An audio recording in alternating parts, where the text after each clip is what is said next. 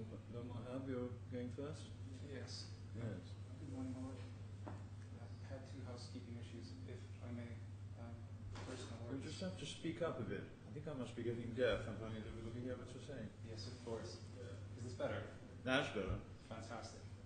So, I had two housekeeping issues that we wish to deal with first, my lord. The first is to ensure that my lord has a complete trial bundle. And the reference is to tab 23. At the very end of the trial bundle, there should be from pages 250 onwards. 251. 250 onwards. Yeah. I have a. There should be there an acknowledgement of a receipt by the ICC of a request for mediation. Yes, I have that. Fantastic. We can move on to the second housekeeping point. The second housekeeping point, my lord, has to do with a copy of the DISC employment law as it applied pre-2012 amendment. And to this effect, my lord, simply like to provide you with a bundle which includes reference to the law as it applied pre-2012.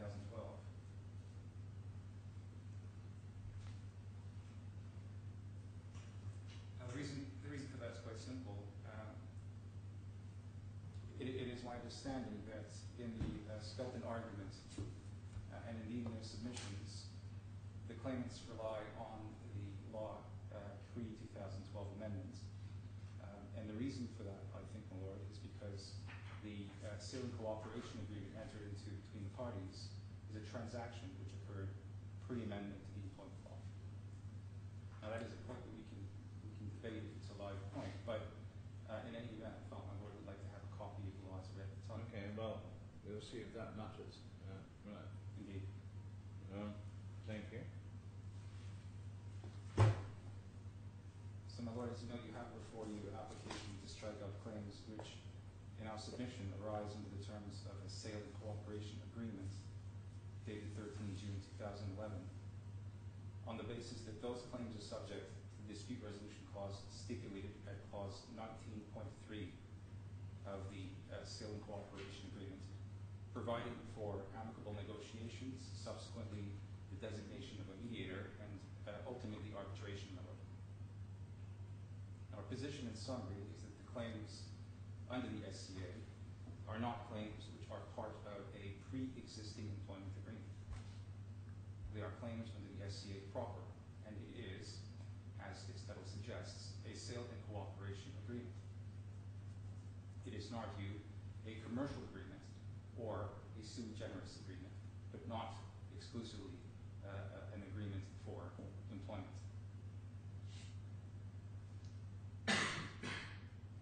In our view, my lord, the SCA is a self-contained agreement, and it is part of a new deal. We'll walk through that step by step in a moment.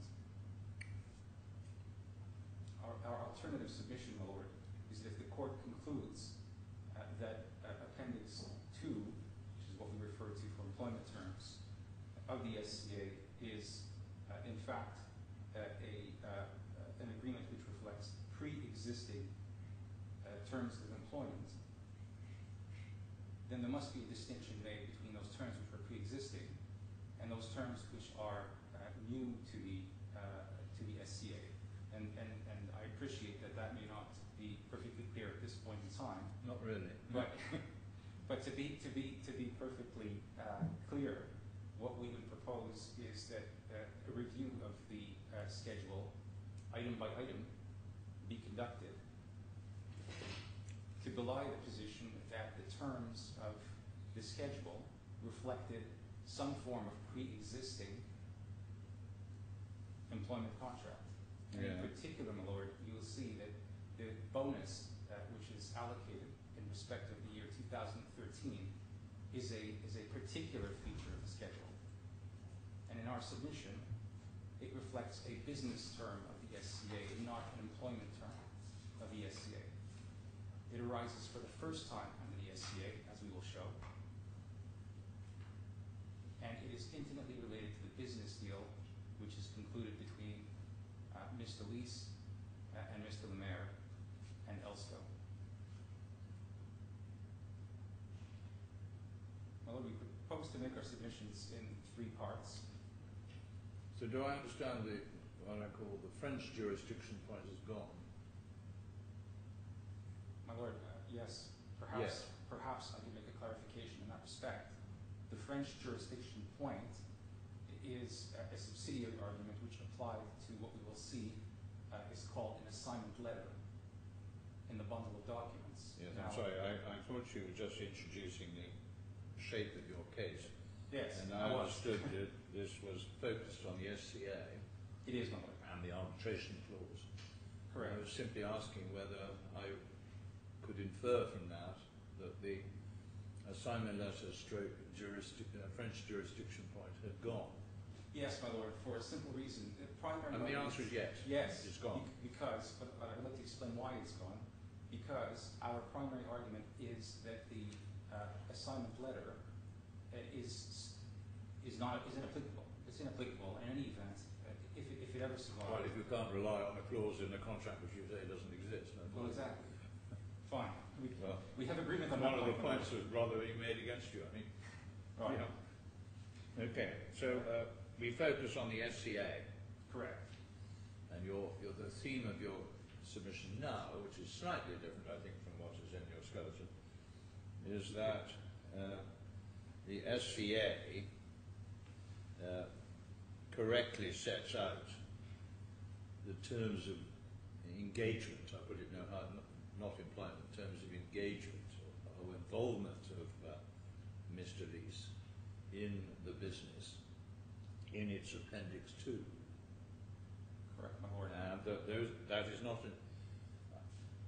either is not an employment agreement at all, or if it is, the employment agreement only encompasses some of the provisions, and the others are simply discrete and separate commercial agreements. Have I got the theme right? Correct. Yeah. Okay. I would add to that, my lord. We'll come to this in a minute in detail. There's also a Schedule 3, which provides for the services to be rendered in connection with the SCA. But I will come to that in a minute because, in my view, it is intimately related to the rest of the agreement, including Schedule 2. In other words, you don't read Schedule 2 in a silo. I'll just come to that in a minute. Okay. So, my lord, the way I propose to make our submissions in 3 parts. First, I would like to give my lord a bit of background on the period leading up to the purchase of Elseco by Mr. LYS and Mr. Lemaire. Secondly, I would like to deal briefly with the background and the key financial terms of the SCA itself, which is dated 13th of June 2011. And thirdly, by way of background, I wish to give a summary of the facts which give rise to Mr. LYS's termination on the 11th of February 2014. It's what we refer to in our submissions as the termination date, my lord. The second point, or the second part of our submissions, will deal with the fact that the SCA is a separate and distinct agreement, and that the claims which are couched under the schedule of the SCA are claims which arise under the SCA proper. They are claims which arise under commercial terms of a deal to sell and purchase.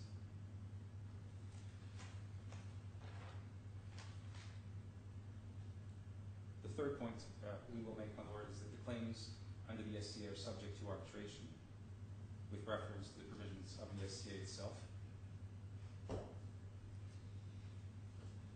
And I propose to leave it to reply to my colleagues' submissions as to whether or not Article 12 of the arbitration law, the DIC arbitration law, applies in this case. I'm sorry, you have to say that again. I propose to leave our submissions on the following points to our reply to my colleagues' submissions, unless, of course, my lord would like to hear them at the outset. But in essence, I understand that my colleagues argue that Article 12 of the arbitration law applies to the SCA, and I will wish to respond to that in reply. I understand the submission is that the Well, I think he merely states that Article 12 applies to Employment contract. an employment contract. Correct. Yeah.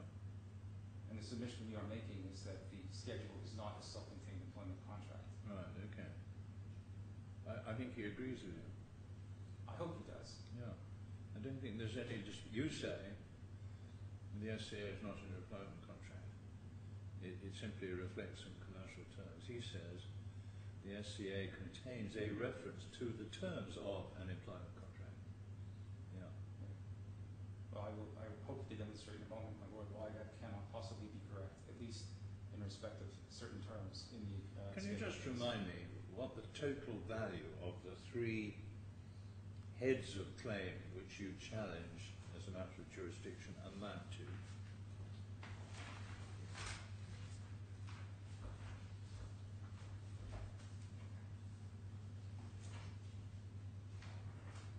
Well, I didn't go into dentistry because my math is not great, my lord, but essentially if you look at a skeleton argument and items A, J, K, L, M, and N. Well, I'm talking about items 7.1.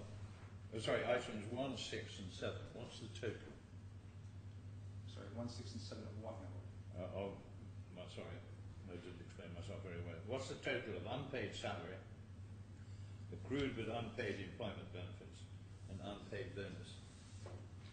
Which are the 3 that you challenge, as I understand it. Unpaid bonus, my lord, is 108,000. No, I just want the total. Total. I think it's about half the claim. About half the claim, about 250,000. I think that's about right. The confusion may partly be mine because I grouped a lot of Okay, heads no, of I claim understand. together. Well, it's depressing we're spending so much money on it. I understand the point, my lord, but if you will, I can't really quite see what the point of this yes, well, let me make the point. exercise is. You accept that you're not suggesting you can strike it out on the grounds that there is no arguable cause of action. You're simply saying they're in the wrong tribunal. Yes, my lord. And Now, what's the point of that? well, You don't want to spend time in an ICC arbitration, do you? personally, I do. I rather enjoy arbitration, to be Well. honest. But You may be rather alone in that, but perhaps. The good news but is there we are. It is extraordinary that we can spend all this money in order to sort of hive off half of this claim in order that it could be determined by a different tribunal at duplicate cost. Yes. The whole thing will have to be run over again. Now, why is it remotely in your client's interest to do that? Well, ironically, my lord, it's to save costs. And To save costs? And to have the debate in one single place that we propose to strike out certain No, I'm claims. sorry, I think we're at cross purposes. Yes, but let me explain why. I mean, For a moment. the whole point is that the claimants are suggesting, they may be wrong as a matter of principle, Yes. that all this should be heard in one place and heard once. You are suggesting that part of it should be heard here, part of it should be heard in an ICC arbitration. At one stage, you were even suggesting you have to invoke the jurisdiction of the French courts. Now, what possible commercial interest do your clients have in seeking to have 2 bites at this cherry, other than purely tactical? Yes, my lord. Is there an answer to that? Yes, there is an answer to that, my lord. Which is? Which is if you take the SCA at Appendix 2 Yeah. and you look at the bonus scheme for 2013, Right. you will find that that is a term which is introduced in the SCA for the first time, and it is a commercial term. Right. It is not an employment term. No, I'm not. Now here's why. Here's Right. why. Because to determine bonus, both Mr. LYS's bonus and Mr. Lemaire's bonus in respect of 2013, you need to examine the company's accounts for 2013. Right. Right? And that, my lord, is already the subject of arbitration and mediation. The issue is live in mediation arbitration. And what is Well, you may be right, but at the moment you're not answering my question. Yes, because, my lord, if you keep the claim for bonus, leaving aside the rest, which I can accept, can equally be tried here and in the arbitration.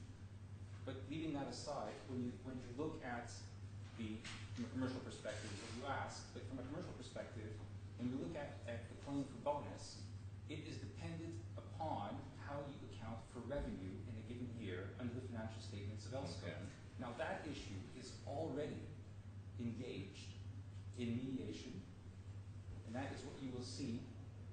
Well, we'll come to that in a minute, but at Yes. the moment I don't understand why you say that that is not an issue that can be determined in this court. Well, I'm not saying that it can't. I'm saying that it is subject to the arbitration But clause. what, And it should be. I ask again, what is the point?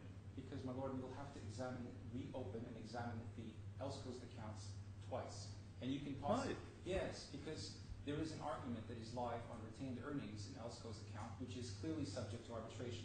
No. Nobody debates that at the I moment. must tell you, Mr. Gumabab, I don't understand what the legitimate ambition of your clients is in relation to this. But let's get on. It's absolutely incoherent to me, I have to say.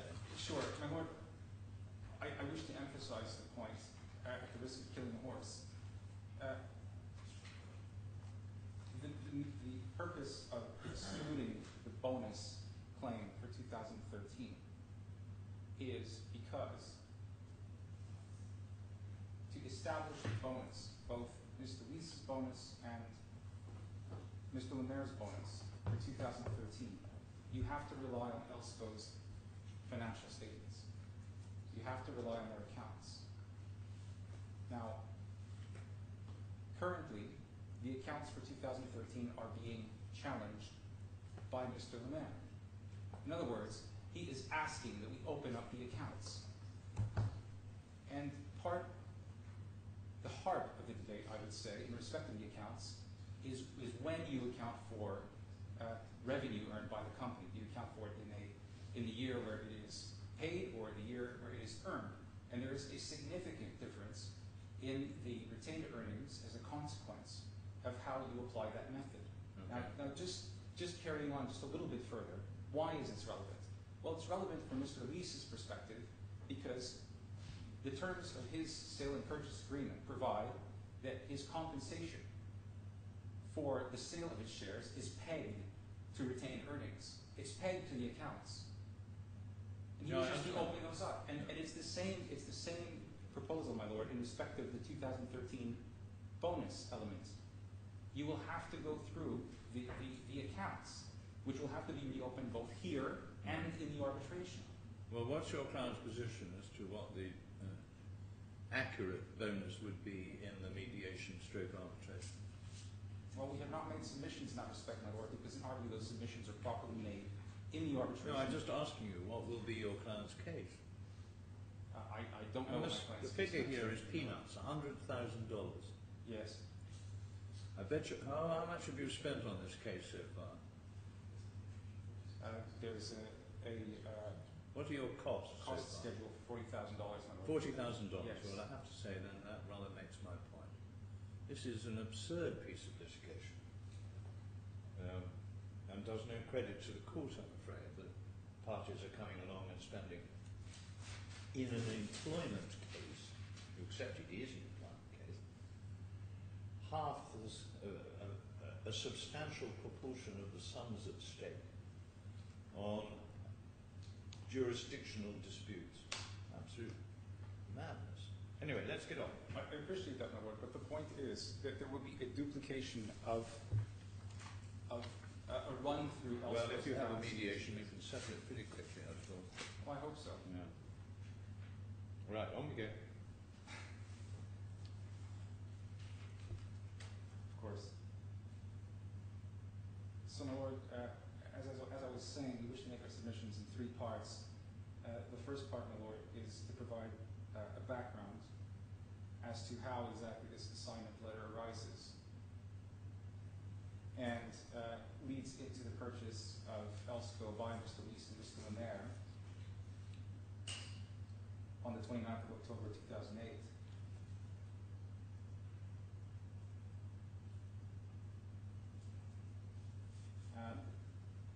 In respect to that point, my lord, I would ask you to take page 50 of the bundle.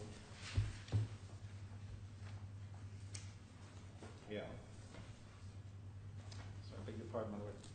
Page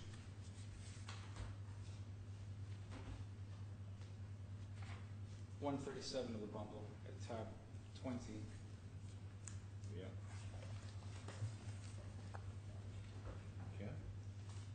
And there you will find, my lord, what the claimant refers to as an employment contract, but what we refer to as an assignment letter, not because it assigns any rights, but because it pertains to an expatriate assignment of Mr. LYS by Spaceco, which is his employer at that time. And a few things I wish to bring to your attention, my lord. I should ask, my lord, are you familiar with French? Well, reasonably, but I would be slightly uneasy relying on it Right. too fully. But this is dated the 9th of May 2007. Correct. And Correct.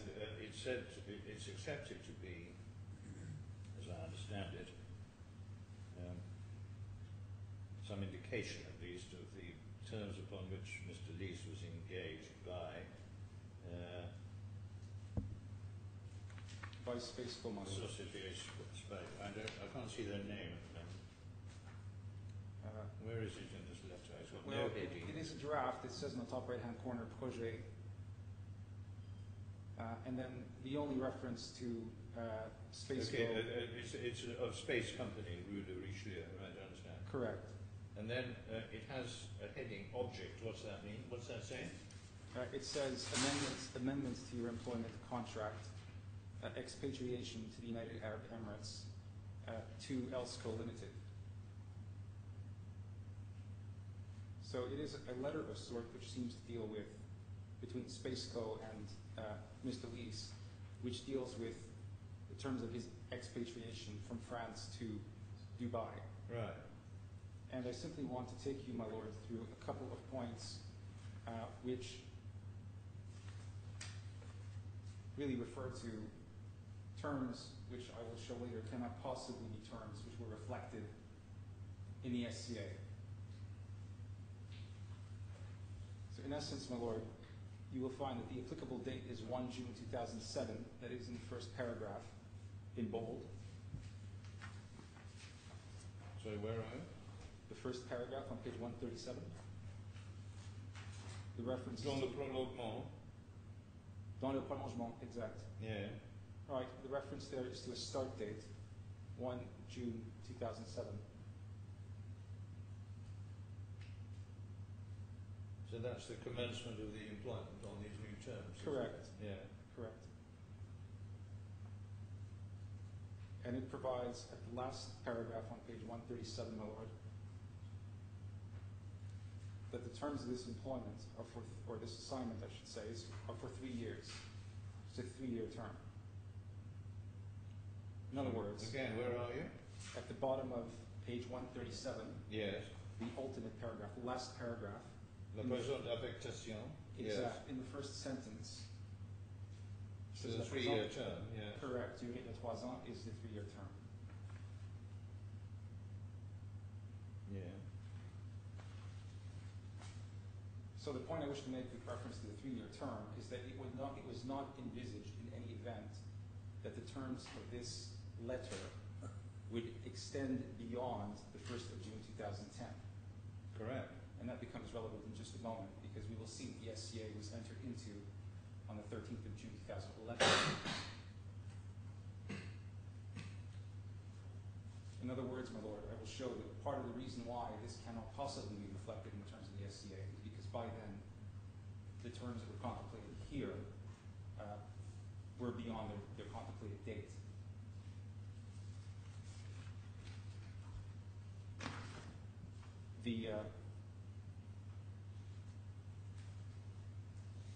The next point I wish to make with reference to this assignment letter, my lord, is at page 139. Yes. So the heading is Rémunération variable.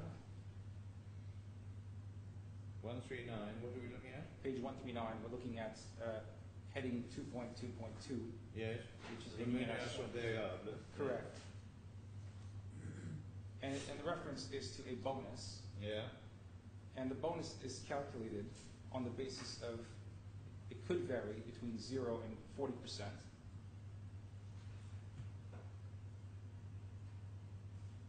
Yeah.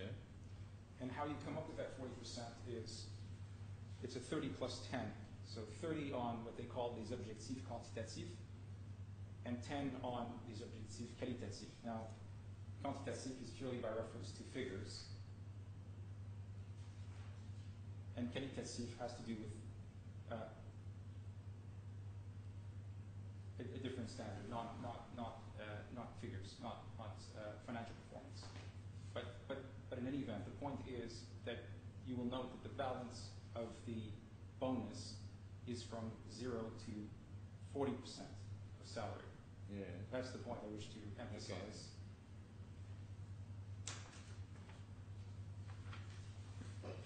And the last point I wish to emphasize, my lord, is if you look at page 144, what you have is a document which is in draft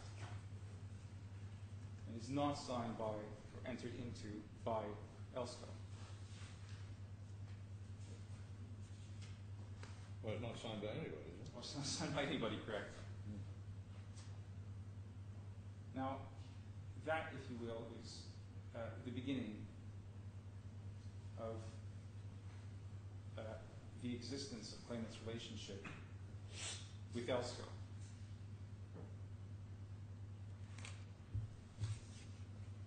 Now, Well, I don't know. I don't understand that. Why is it the beginning of the relationship with Elseco? well, there is no. It's simply an unsigned form of agreement between Space Company and Mr. Lees Correct. in regard to his employment within the AEU, UAE. Exactly right, my lord. That is So exactly it's nothing to do with I wish to make sure. Elseco. Correct. Well, the point that's made by claimants is that this assignment letter is Mr. Lee's employment agreement. No, I don't think they are quite saying that. They're simply saying that the terms of Mr. Lee's employment reflect the terms in this letter. Well, they do not. There is, in a sense, not every part of it, but the parties effectively proceeded on the basis that his terms of engagement were going to be the same as this engagement on by Space Company. Now that's their case. They're not saying this is the employment contract. Right. Well, then, my lord, I would submit to you. But while I've interrupted, do you say there is an employment contract? No, my lord, I say there's a contract. None at all. No, there is a contract for services, which is not an employment. Is there an employment contract at all? There is there are terms of employment which are All right, provided. you're, if I may say so, avoiding the question. Was Mr. Lees employed under a contract? Yes, but the terms of that Could you contract. show me that? Yes, my lord. So And you yes, must accept that because you're not challenging the whole of the claim. correct. It's very unusual to find an application to set aside parts of the heads of claim on the grounds of jurisdiction. And I have to say, when I read your pleadings and your skeleton, I was left in some doubt as to what you were actually saying, as to whether there was an employment contract. Part of the claimant's case is, of course, there's an employment contract. He was an employee. There had to be one. Now, you, I gather, accept that was. Now, could you just show it to me? But my lord, the point is, it's not an employment contract. It's a contract for services, and he can be an employee without being. Well, then you were saying there wasn't an employment contract. I'm sorry. Pardon me. Whenever I say it wasn't an employment contract, you say no, there was a contract for services, i.e., I assume you're saying not an employment contract. Now, what are you saying? That's exactly what I'm saying. If you go to the law, my lord, pre-2012 amendments. Well, no need to look at anything, just answer the question. Well, the point is, under the law, my lord, an employee means one of two things. It means somebody who has entered into a contract of employment, or somebody who undertakes to do or perform any work or services for an employer and under an employer's management and control in return for remuneration. That is not an employment contract. That is a different sort of contract. And what we're saying is that the terms of this different sort of contract are in the SCA. In respect of those items, those benefits which are given to Mr. LYS under the SCA, you are dealing with a separate agreement, which is a sui generis agreement. That's what we say. That's not entirely clear from your pleading or your skeleton, but anyway, that's your position. Okay. Not a word of that reliance upon the pre-2012 law, but let's continue. But we have, right, we've looked at this unsigned contract, and you say it's got nothing to do with this case at all. No, my lord, what I'm saying is that the terms of this are not reflected in the SCA. The SCA provides they've got nothing to do with this case at all. Sorry? They've got nothing to do with this case at all. They're just an earlier agreement between him and Space Company. Correct. Right. Correct. And in that respect, the claimant's claims cannot be based on this letter and reference to an employment contract 2007. Okay. Which is, as I understand it, the case they plead in the particulars of claim. And we will see, my lord, that the claimant's claims in this respect, or the claimant's position in this respect, are a moving target. Because if you take, my lord, for example, the claim form, which is first. So what point are we on now? Well, the point is, my lord, that the terms of this assignment letter are not the terms of an employment contract which currently applies to Mr. LYS. Right. 1. 2, the terms of this employment contract were not reflected, mirrored, or varied by the SCA. The SCA contains its own terms. Right. And to the extent that they reflected terms which were agreed pre-13th of June 2011, those terms were not in this assignment letter. Because if you contrast the schedule to the assignment letter, you will notice that the terms are not equal. They are different. And there are new terms in the SCA. So there was some kind of contract before 2011. What was it? Correct. My understanding, my lord, is that it would have been an oral employment contract. There is no. So there was an employment contract, but it was an oral one. That's pre-2011, my lord. Quite. And that was amended in 2011. Was not. I would argue, my lord, it was not amended. It was terminated. There was a new agreement in respect of. So this is now your case. There was an oral employment agreement prior to 2011. Prior to 2011. Which was terminated by the SCA. Correct. And replaced by a different form of contract reflected in Appendix 2. Correct. Well, I have to say, to accuse the other side of putting up a moving target is quite startling. That's, again, a completely new point. But this is not a new point, my lord. This is the point that the claimants have argued. The claimants argue. No, I'm asking about your argument. And this is a completely new point you're raising. My argument, my lord, the whole time has been that there are separate terms which are contained in the SCA which are not. Well, I better not interrupt because I fear, if I may respectfully say so, you aren't really grappling with the questions I'm putting. Now, where did you want to go? We've looked at this, as you call it, assignment letter, or as they call it, employment contract with Space Company, which was then adopted for the purposes of employment with Elseco. Now, where do you want to go next? I want to go next, my lord, is page 51. 51. Thank you.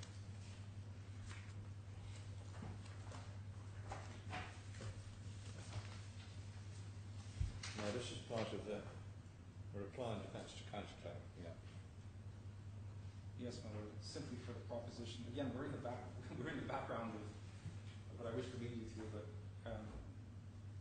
in essence, the point is that on or around 29th of October 2008, something changes in relationship, assuming that relationship is governed by terms which are reflected in the assignment agreement or the assignment letter.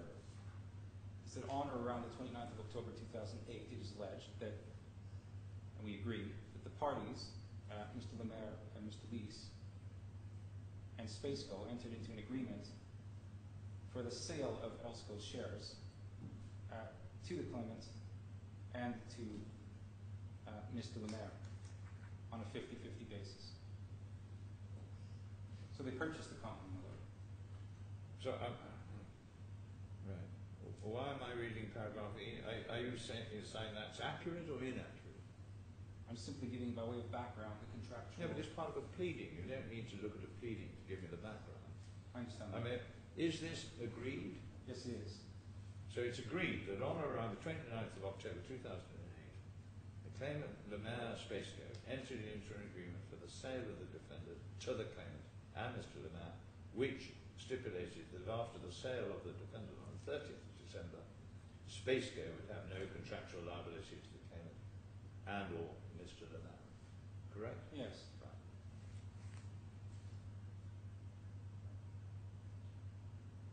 Thank you.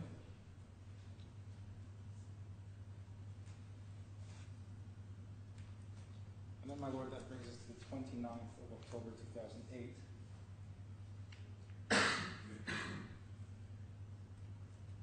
Sorry, my lord. That brings us to the 13th of June 2011. I'm so sorry, I misheard. It brings us to where? To the 13th of June 2011. Thank you.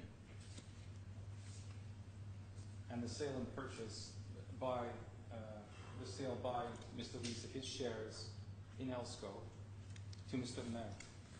Now, between December 2008 and June 2011, what was the position with regard to Mr. LYS's employment? There is an oral employment contract, my lord. And what were the terms of it? The terms of it, I don't know, my lord. You don't know?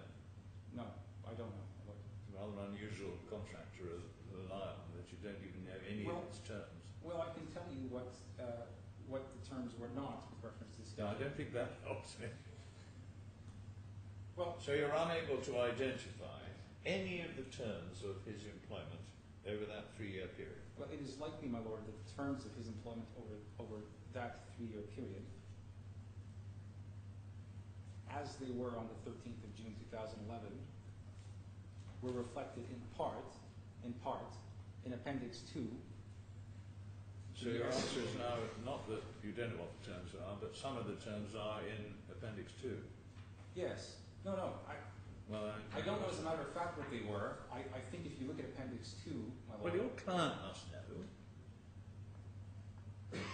You may have no idea, but your client must know the terms upon which Mr. LYS was engaged in between October 2008 and June 2011. The terms, my lord, are... Oh, what are they? An oral employment agreement.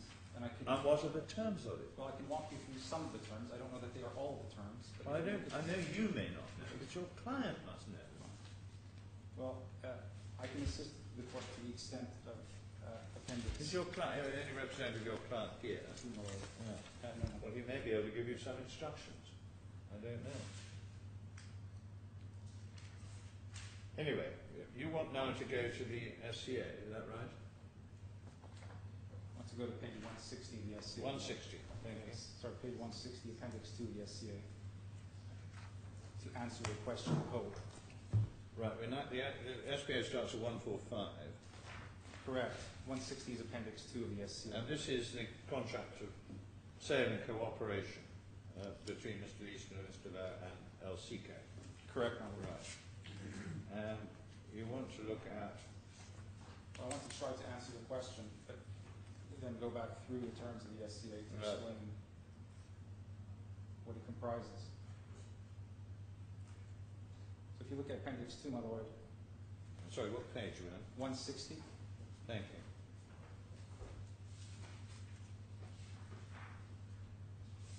There is a bit of good news, my lord. It's drafted in English. Yes. That's good news, I agree. It's not all for despair. But, my lord, if you look at page 160 seriously, you'll see that there is a reference to a current salary package. Right. Yes, in my submission, that is reference to the oral employment agreement which was in place. What is the reference to what's set out below? Correct. Only The my current lord, salary package as follows. correct. Only my lord, the point I will come to in a moment is that the 2013 bonus Yeah. is unlikely to have been terms or reflect terms of a pre-existing oral agreement. They are new terms. The 2013 bonus to be paid in 2014 is something that is introduced under the SCA. And the point I wish to make really is that it is a commercial term. It is not a term of his employment. Sorry, you've lost me. I do apologise. Well, let me walk You have here So- provisions in regard to bonuses in the 4-year period, 10, 11, 12 and 13. Yes. And there's a fixed bonus for the first 3 years, and then a formula for the bonus for 2013. Correct. And you're saying what that couldn't have been part of the current salary package? Correct. Why? For a simple reason, my lord. If you look at, first of all, just going back to the assignment letter, if you look at the bonus scheme under the assignment letter, we know at that point in time Right. the bonus scheme is not. Was there 0 to 40%? Correct. Yeah. So it is not as per the 2000. But I mean, that applies also to 2010, 2011, 2012. 50%. Correct. But Now, but are you saying none of them? I thought you were focusing on 2013. I'm saying that it is possible that 2010, 11, and 12, 50% of salary. So it is possible that as at the 13th of June 2011, before the parties enter into this contract, the salary package as it is includes 50% of salary as a bonus. That's up to 2012. But my lord, it is extremely unlikely that outside of the four corners of the SCA, there is a reference to 2013 bonus to be paid in 2014. This is introduced in the SCA, and it is intertwined with the terms of the SCA, which apply to the calculation of the consideration to be paid for the shares. Now let me walk you through why, if you wish. As I understand, you're saying that at the time this agreement was negotiated, the salary package was amended. Is that what you're saying? No, my lord. What I am saying is the 2013 bonus is not a part of the salary package. It is Well, part. that's not what it says. Yes. It says. Yes. Is this a? What's the governing law of this contract? French law, my lord. French law. Well, even French law might say that you could look at what the contract says. I don't know what their principles of construction are, but what it says is we'll keep the current salary package as follows, and then it's set out bonuses, school fees, health insurance, club, visa, travel allowance, housing allowance, car allowance.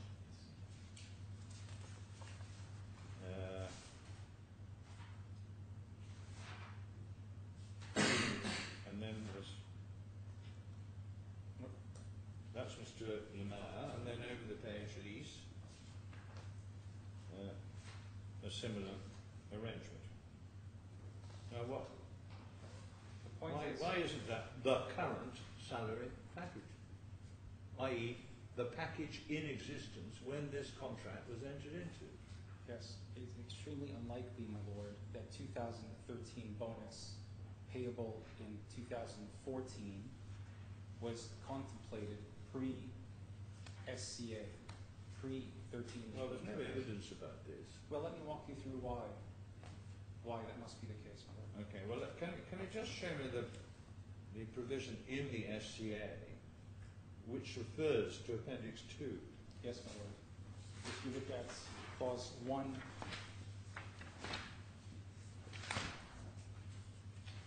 C, my lord, page 149. 1C, thank you. Beg your pardon, 1.2C, which is at page 149. C, under interpretation. Correct. Yeah. You will find the first reference to the schedule.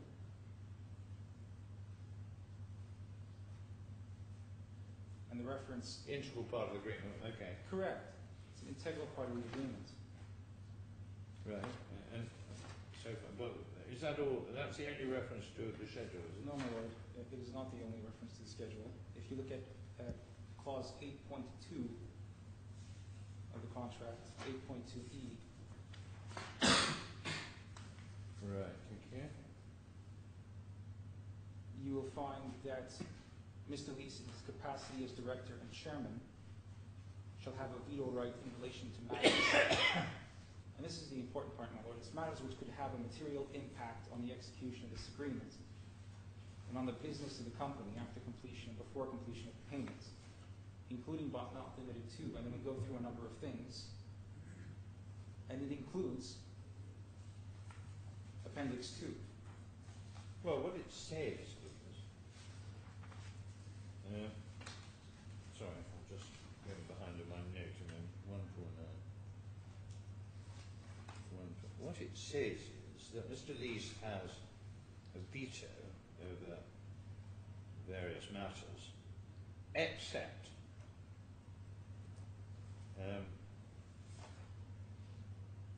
sorry, hang on a minute.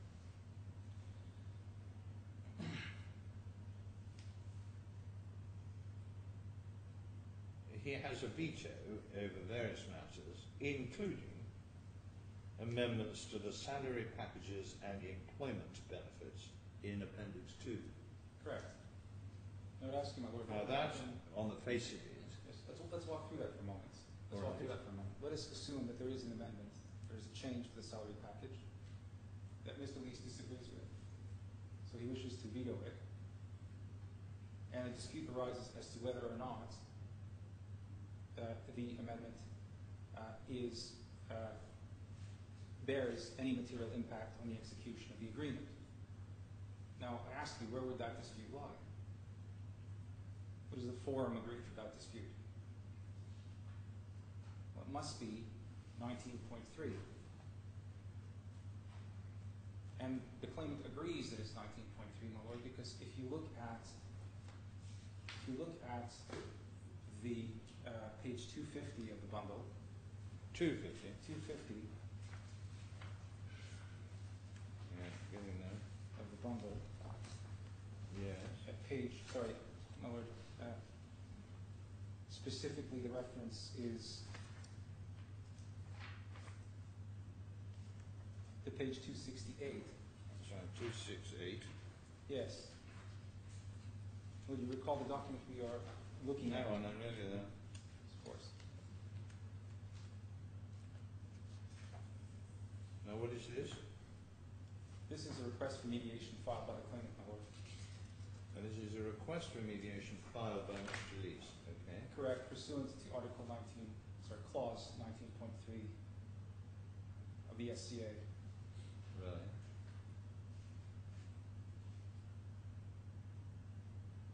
Yes. And as you can see, what we're submitting to mediation here, under clause 19.3, is the alleged unlawful dismissal of claimant as director of the company, which they say is in violation of the SCA. Right. Now, if that is subject to the dispute resolution mechanism provided in 19.3, because it is in respect of a provision of the SCA, then surely the same applies to 8.2. If there is any dispute in respect of 8.2, which again You'll deals have with to say Mr. this Lees. again. Yes. I'm not understanding. This is a dismissal of a director, not an employee, a director, an agent of the company. Correct. And Mr. Lees, in his capacity as a former director, is making the complaint that he was dismissed in violation of the agreement. I assume the agreement is the SCA. Correct. Now, where does that take me? Well, it takes us to where the form for a dispute in respect of any amendment to salary package would lie. If you look at I'm sorry, you'll have to say that again. Yes. So take clause 8.2 at page 151, my lord. We're going back to... Going back to the SCA, Right. clause 8.2. 149. 48. Sorry, what page? 151. 151. Okay. Clause 8.2. So this is the arrangement between Mr. LYS, and the company and his co-director, Mr. Lemaire, as to what he can do as director and chairman. And one of the things he can do as a director and chairman is impose a veto on amendments to salary packages and employment benefits. Correct? Correct. So if there is a dispute as regards amendments to a salary package provided under Schedule 2 of the SCA, I ask the question, where would that dispute properly fall? What forum? If there was a dispute, Pertaining as to whether it was an amendment, what dispute? Correct. As to whether or not it is possible to amend a salary package because under 8.2 the amendment would not have a material impact on the execution of the SCA. Well, I'm not sure that limitation applies to EU. Maybe it may do. That any amendment, whether it has a material impact, I would have thought he has a veto on. But correct. If there's it would be creating a hostage to fortune, identifying an amendment to a salary package would have to be established as having a material impact on the execution of the agreement or the business. Well, let me tell you why the 2013 bonus scheme does. Let me tell you why it might have an impact on the execution of this agreement. It's with reference, my lord, and perhaps I should have brought you to this. Let me just make sure I understand what you're saying. I read 8.2 as saying that Mr. LYS has a veto in relation to matters which have a material impact on the execution of the agreement and the business of the company. Well, he has a veto. But in order to avoid, in a sense, from any doubt, that veto extends to any amendment of the salary package. And that it wouldn't have to be established that the specific amendment proposed would have a material impact on the business of the company. And indeed, it's difficult to envisage a salary amendment which would have a material impact on the company. So it can't be, can it? Amendments to the salary packages which have a material impact on the company. I just don't see that. I can give you an example, my lord. You agree or disagree? I disagree. You disagree, okay. Yes. And that is specifically why it's there, because it can have a material impact. It's one of the things that can have a material Well, impact. I can see how a bonus, why it's an E. increasing a bonus to 500% could. Correct. But increasing the salary to by 10% or to reflect inflation might or might not, I don't know, but it would be an almost impossible task to identify where the borderline was reached. Anyway, I don't disagree with that. I think one's got to try and construe this in a commercially realistic way.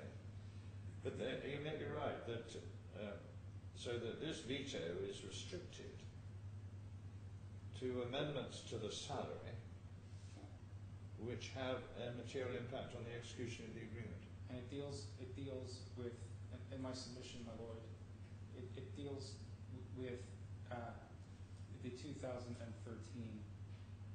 bonus versus foremost. It doesn't. It applies to the whole correct package. It does. It applies to salary, it applies to free insurance, it applies to free medical care, it applies to payments for the house, it applies to payments for the car. It doesn't say any amendments to the bonus. No, it does not specifically say any amendments to the bonus. Okay. But as Anyway, you say that that veto is restricted to salary benefits that have a material effect on the company or the agreement.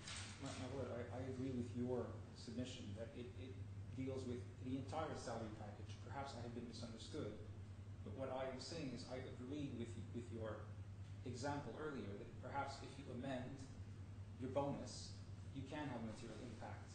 Well, I accept that's possible. It's a little unlikely, but possible. Well, Anyway, don't worry about it. There is no evidence about what amendments were being proposed, in fact. So it doesn't matter. We just have to envisage what might happen. So that's.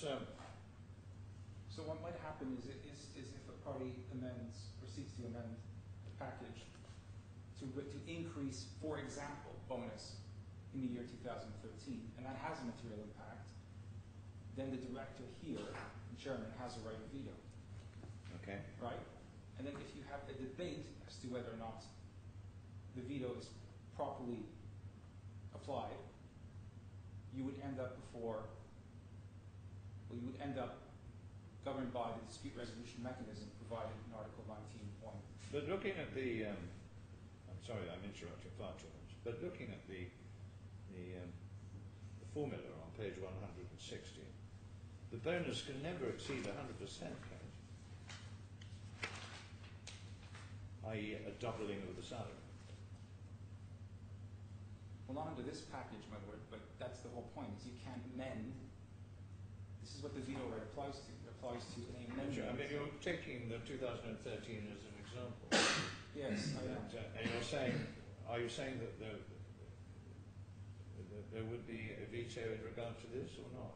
I'm saying there would be a veto in regard to this. Yes, if it were varied. Yes, and if it had a material impact, that veto would be properly exercised. And if it did not have a material impact, in my view, all right, well, the veto would not be properly at exercised. least I understand what you're saying. Okay. Well, that's fantastic. Right.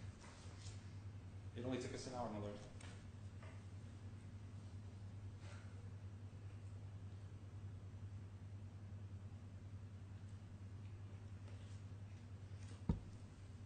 So the point, my lord, which I wish to make in respect of 8.2 is if there is a breach of 8.2,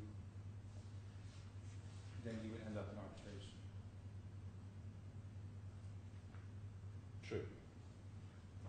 Now, what I wish to do earlier is walk you through the terms of the SCA, the key terms, my lord, and the reason for this. Well, I'm happy to do that if you tell me why I need to read it all. Well, you don't need to read it all, my lord.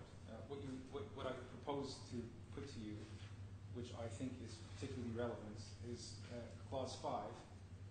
Yep. Clause 5 is at page 150. And here's the point. What I want to show, my lord, is that essentially there's no dispute that this agreement governs the sale and purchase of shares in Elseco. What I want to show is how you account for the purchase price of those shares. And I think 5.2 speaks to that. In summarizing 5.2, you will find that essentially remuneration is paid in 4 installments, and it's paid by reference to the company's retained earnings in each given financial year.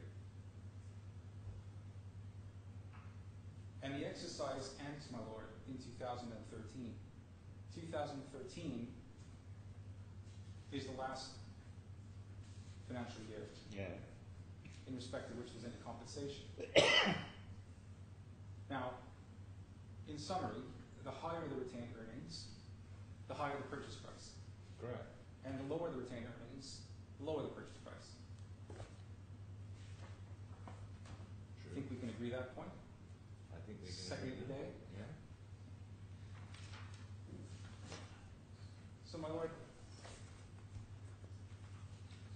what you will find then is how the 2013 bonus comes to light, or why it comes to light, and why it is suggested that it comes to light only in the SCA for the first time.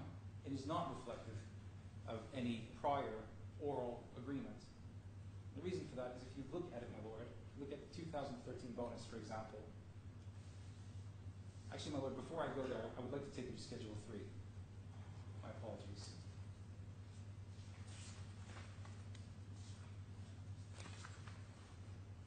Business responsibilities. Correct. The SCA provides for the business responsibilities of each of the purchaser and the seller. Provides that the claimant shall continue to hold office as director, chairman, and finance officer.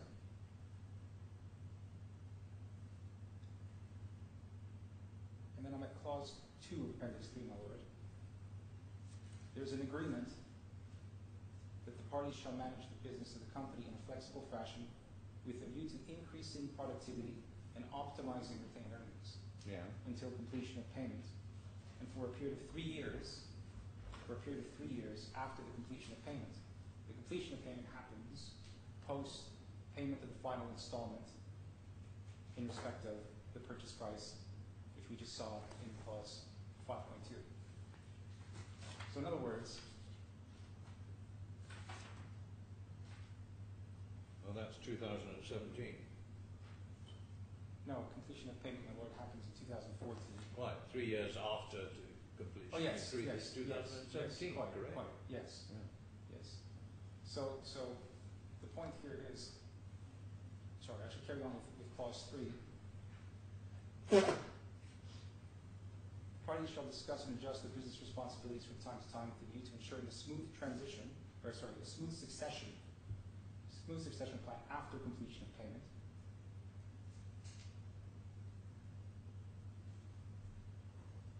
Yeah.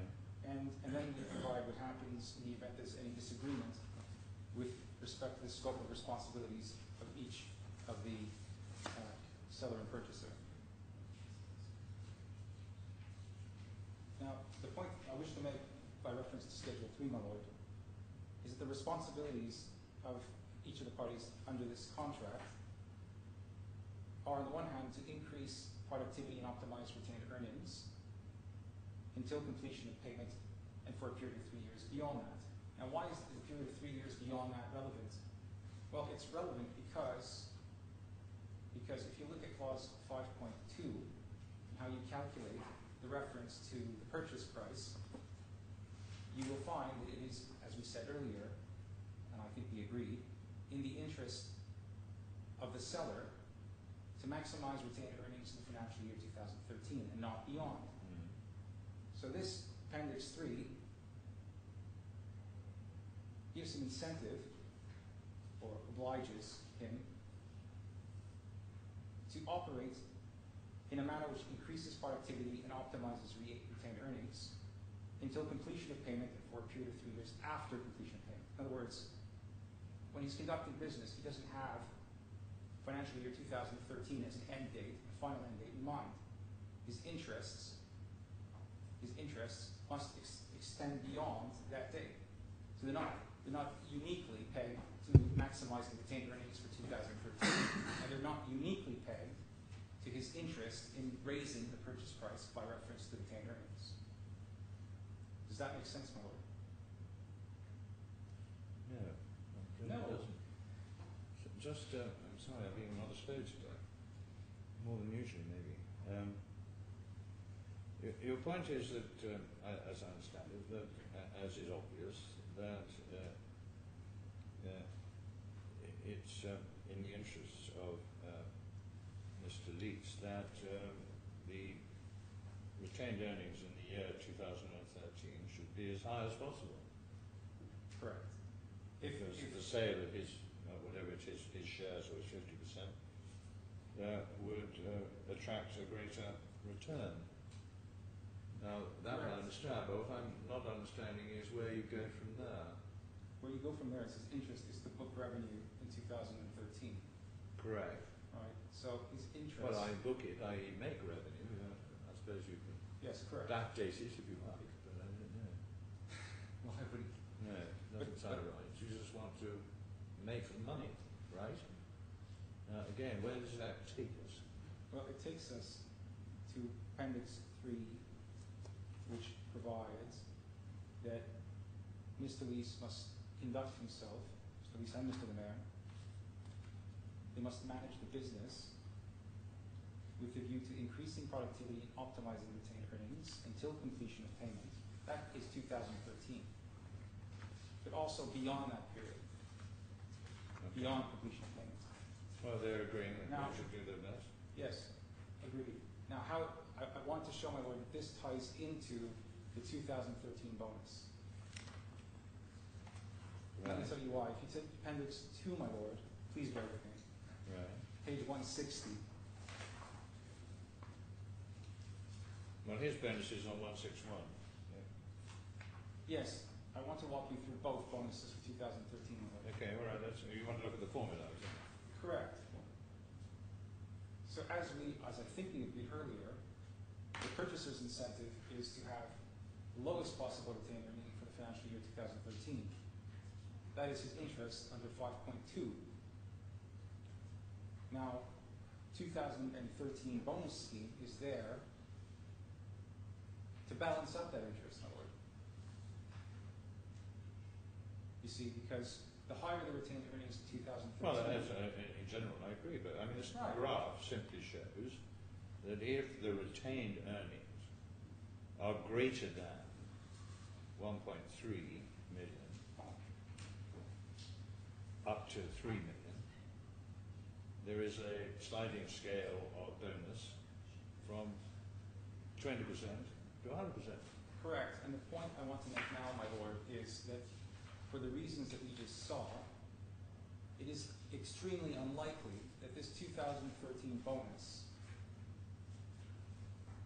is a term of an oral employment agreement, if you wish, which predated the 13th of June 2011. It's unlikely. My first point is to protest that there isn't any evidence from your side on this at all. There's no mention of this point in your skeleton. It's an extraordinary way of conducting this litigation.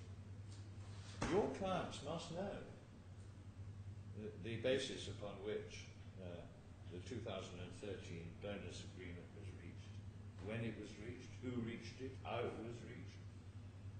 Yet they don't produce any evidence about it.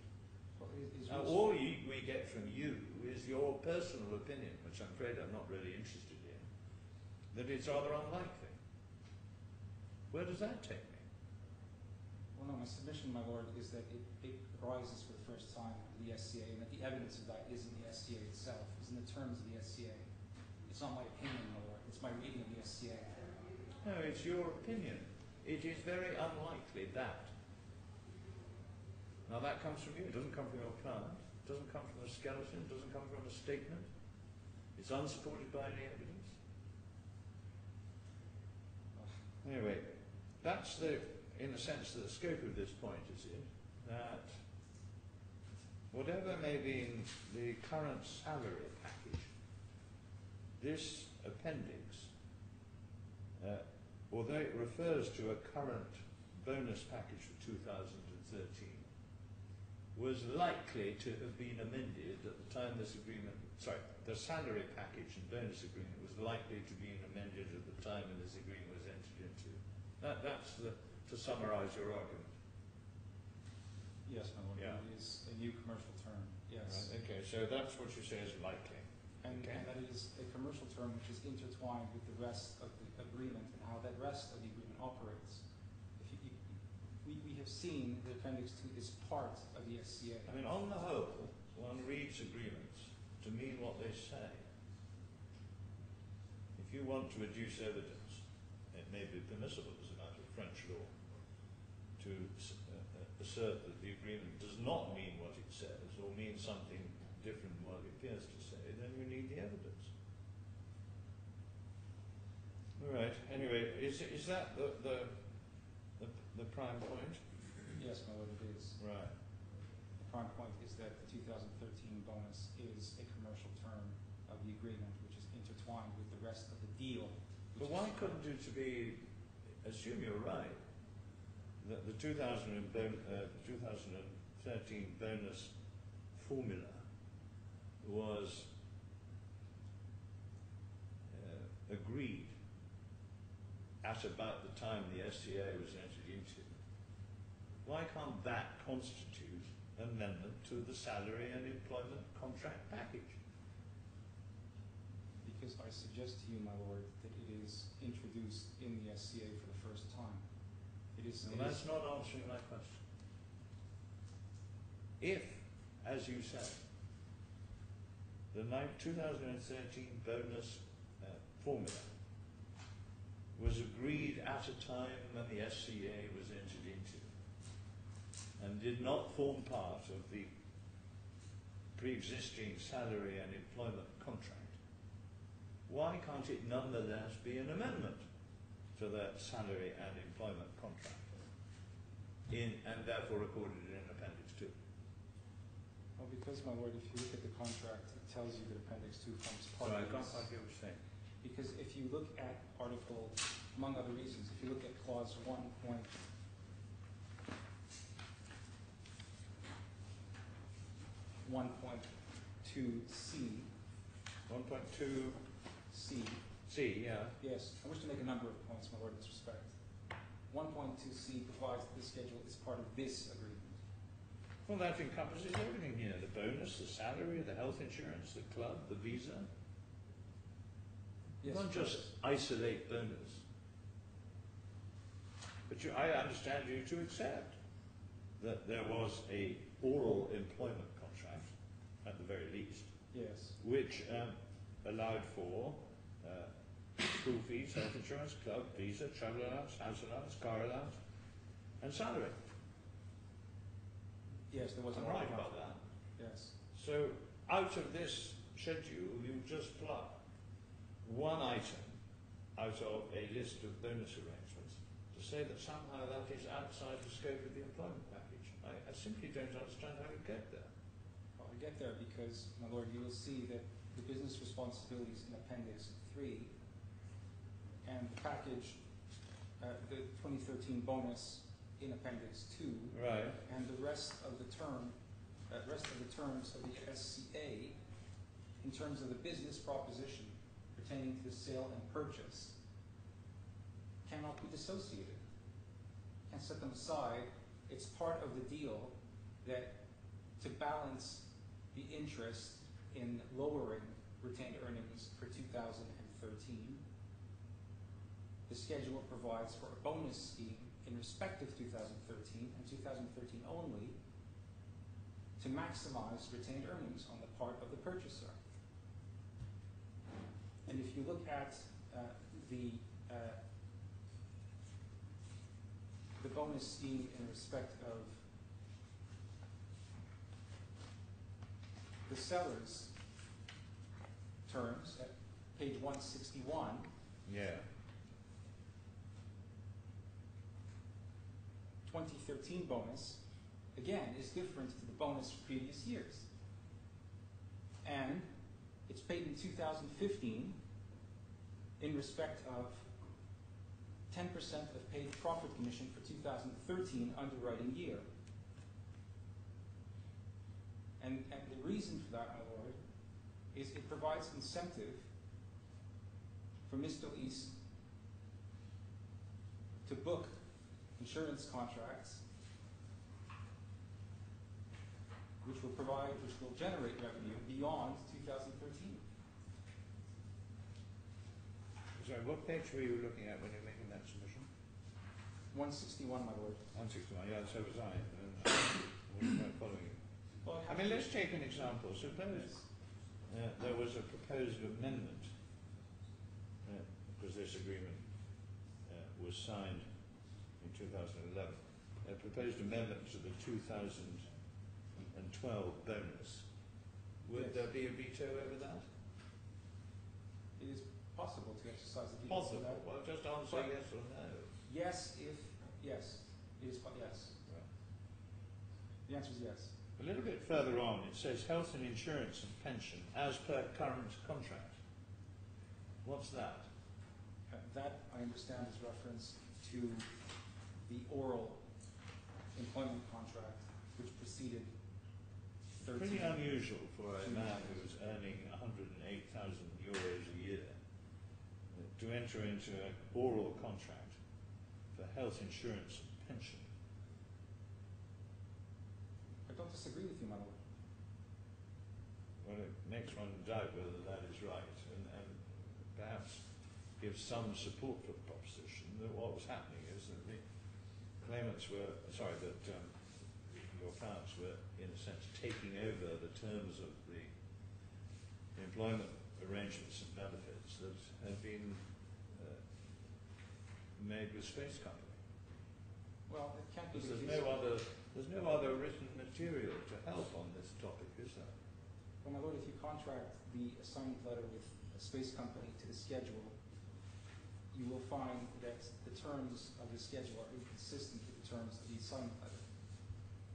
Okay. Well, anyway, I sort of get. I think I understand the point you're making about the need to tie up, as I think you put it, the bonus arrangements in a manner which would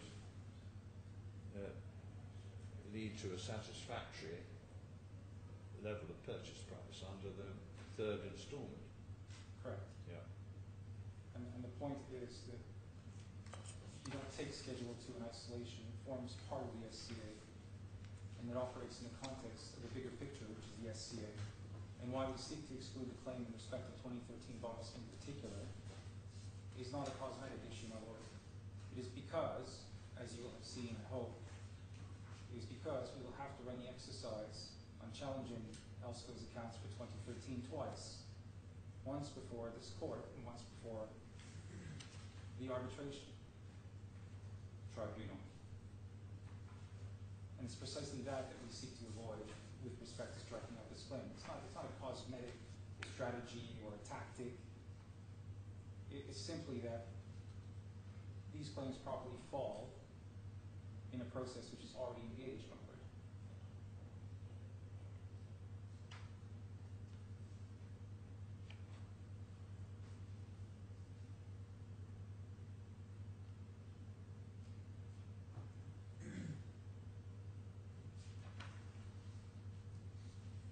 Okay.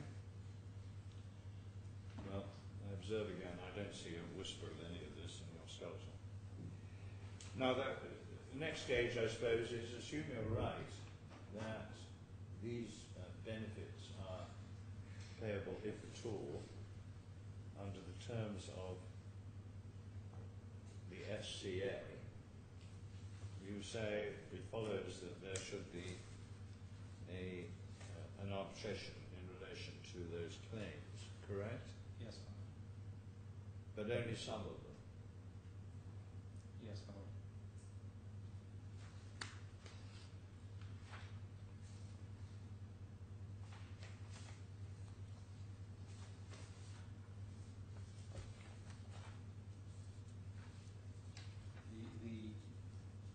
I concede, my lord, that the one point which is, speaking to your point earlier this morning, that is not cosmetic in terms of debate, if you will, or is not purely tactical, is reference to the 2013 bonus. Because, as you will have seen, I hope, the 2013 bonus brings into play concepts which will be debated in the context of disputing Elseco's 2013 accounts. And that debate is already properly engaged in the dispute resolution mechanism provided for at clause 19.3 of the SCA. So the point is, if you're going to open the accounts up once in arbitration, and that the calculation of the bonus is dependent upon the company's accounts, then you may as well run that exercise once and for all in the arbitration. Not once here and once in the arbitration. And I would submit, my lord, that it's properly run, not before the employment court, but in arbitration. Just help me about this. I'm not entirely familiar with the provisions, the relevant provisions of the arbitration law, but it is usual to find provisions that require a person who wants to obtain a stay in favour of arbitration to do so before he takes any steps in the proceedings which he says have been wrongly brought. Now, is that the law here? No, my lord, it's not the law here. Well, you can apply for a stay at any stage. There's no limit on the period. You can take as much active participation in these proceedings as you like. Wait till the end, and then apply for a stay for arbitration. That is not what I said, my lord. I thought that's what you did say. No, my lord. Well, what is That's the not what I said. What I said was the same principle which you just mentioned as to whether or not a step has been taken does not apply here. I was going to come to the principle which applies here, but my lord, Lord, in all fairness, I was interrupted. Okay, well then it's a point of interest to me. It's Article 13 of the employment law, of the arbitration law, my lord. But I suppose that the first stage is the assertion that which as I understand you say is incorrect, namely that there was some bar to arbitration in employment contracts, and you're saying that the claim that's being advanced by the claimant, in regard at least to these heads of claim, is not a claim under the employment contract, written or oral, but a claim under the SCA. Correct. Yeah. And that they Particularly and the claims that you essentially challenge because they're outside the scope of the oral employment contract are not which they are now, but they're the bonus,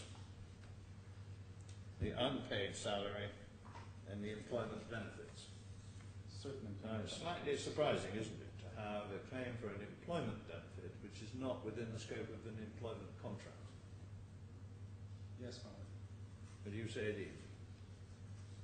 I say it certainly is with respect to the 2013 bonus, because 2013. No, well, I'm bonus- sorry, I did mention three heads of claim. Leave aside the bonus. I get your point on that, so Yes. far as it goes. Well, I can What about the employment benefits? Well, I can concede, my lord, I can concede that if your reading of the schedule is as you said it was, reflective of terms of an oral employment contract, and if you accept that these are terms of employment, and I accept that the other heads, I concede that the other heads. Right, you're abandoning that point. Yes, my lord, Right. but not with Well, respect it's to, like extracting a tooth.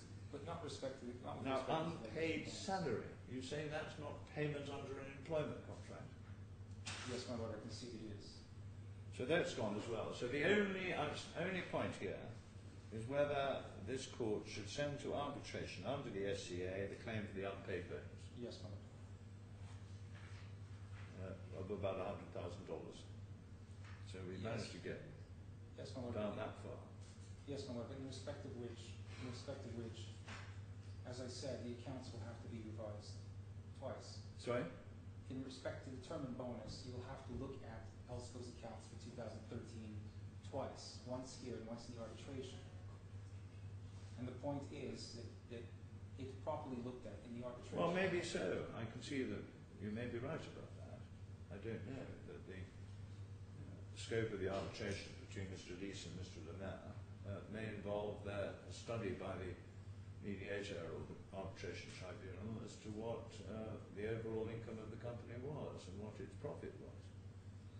And you may be right that some of the same ground would have to be covered when there is a claim for an unpaid bonus here. That doesn't. This is not an application on the basis of forum non conveniens or lis alibi. This is an application that you say there's no jurisdiction. Yes, my lord, and I maintain that. My Right. reference to So the question as to whether there might be a duplication of efforts is irrelevant. Oh no, my lord, it speaks to your point about the commerciality of this present hearing and the reasons why. All right, and I reasons- accept that point. Yes, that's what it speaks to. Right. Okay, so now we've narrowed everything down. Your position now is that the only head of claim which you challenge as a matter of jurisdiction and you want struck out is the claim for the unpaid bonus. Correct. Right. And the grounds for that strikeout is that the unpaid bonus, although for 2013, although contained within the very same schedule of employment and salary benefits as all the other items or heads of claim, was likely to have been added at the time when the SCA was entered into, and therefore, in some way, falls outside the scope of the employment agreement. Now, is that an accurate summary of your case? Yes, my lord, but I would add just one point that was missed in that summary, if I may. It's that the terms of the 2013 bonus vary from the terms of the 2010, 11, 12 bonus. Oh, yeah, sure. They coincide with the last year, in respect of which retained earnings is relevant to the calculation of purchase price within the SCA. And in my submission, they are intertwined with the obligations to run the business in a certain way, which is in Schedule 3, all of which form part of the agreement. And they should not be disconnected. They are part of the commercial terms of the SCA. That is my submission, my lord. Right, I'm now clear about it. I'm sorry to have been so slow, but one of the reasons I've been so slow is there's not a whisper of this in your skeleton. I appreciate that, my lord.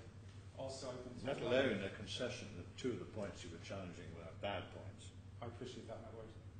I have been accused of speaking Canadian.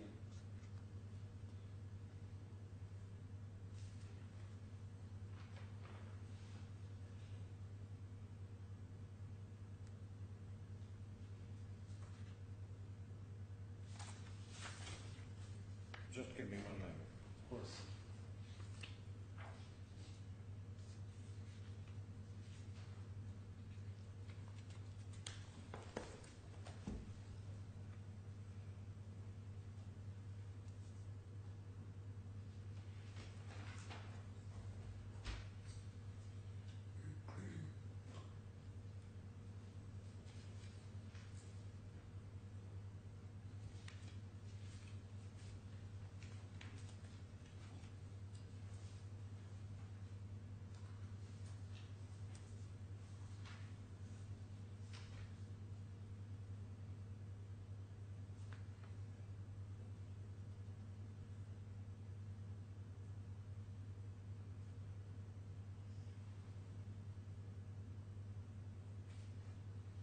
Yeah, thank you.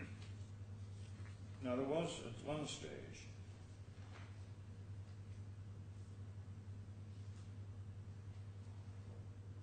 and I'm not sure I understood its scope, an application for summary judgment by the defendants. Is that still live? No, my lord. It's a strikeout application. Maybe I had misread your application. My fault, I'm sure.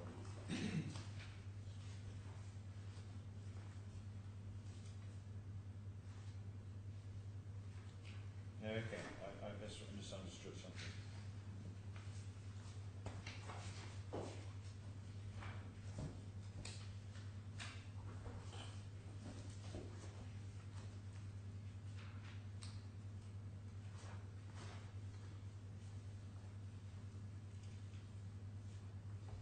If you're wrong about,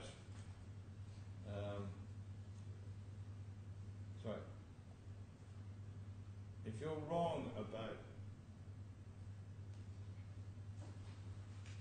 Schedule 2 of the SCA constituting a written employment contract,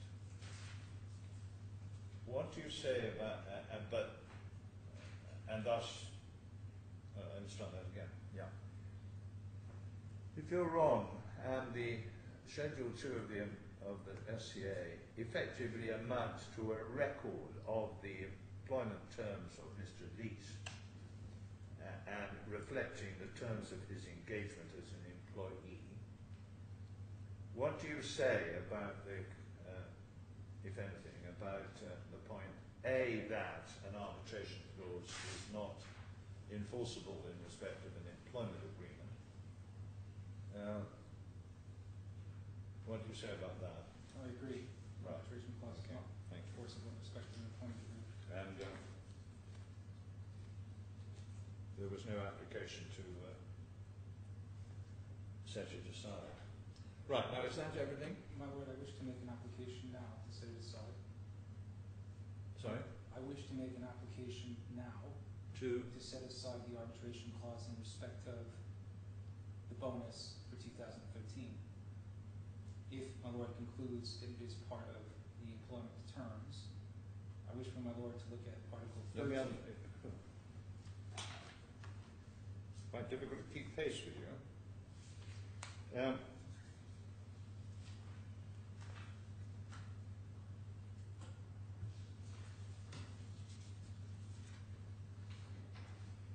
Now, this is on the basis that if I were to conclude that the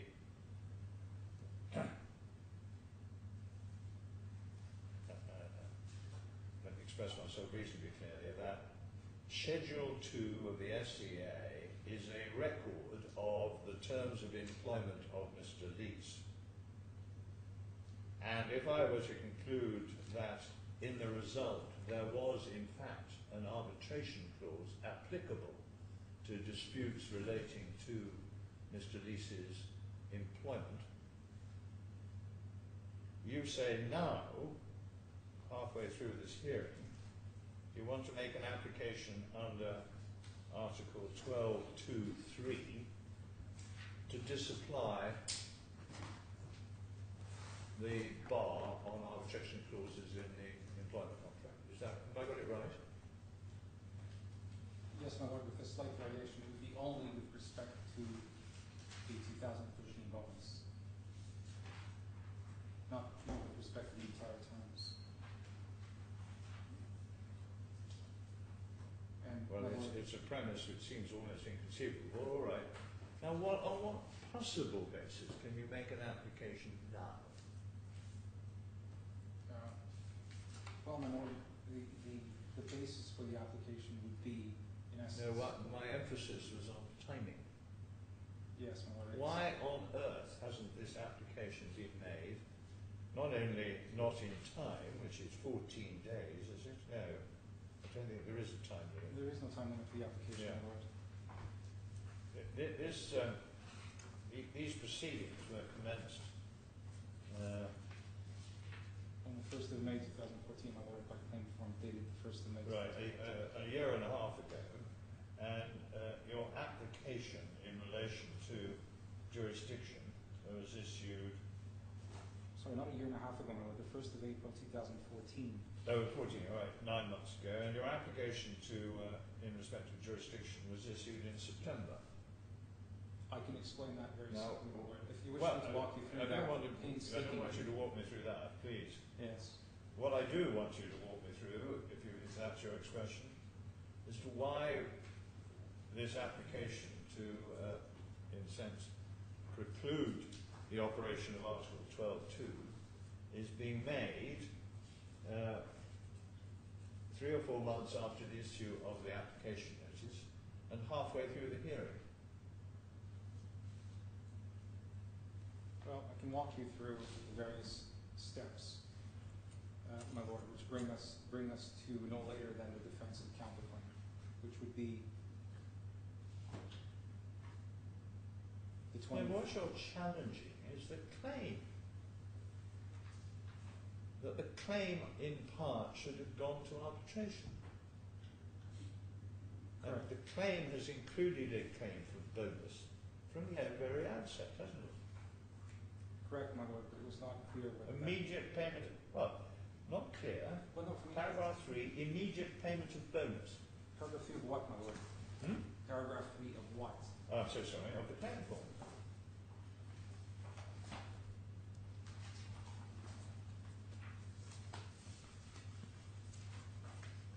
Sorry, I'm trying to follow you, my lord, but I think I'm right about that, I'll be corrected if I'm wrong.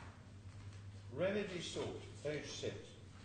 Remedy sought, paragraph 3, immediate payment of bonus as per sale agreement, calculated as 108,000. yes, my lord, that was then that claim Now, form. what was unclear about that? Well, the claim form was then amended, my lord. It was amended. Right, well, but yes, Sorry? it wasn't, you didn't know it was going to be amended. What was unclear about that in terms of making an application to call for arbitration?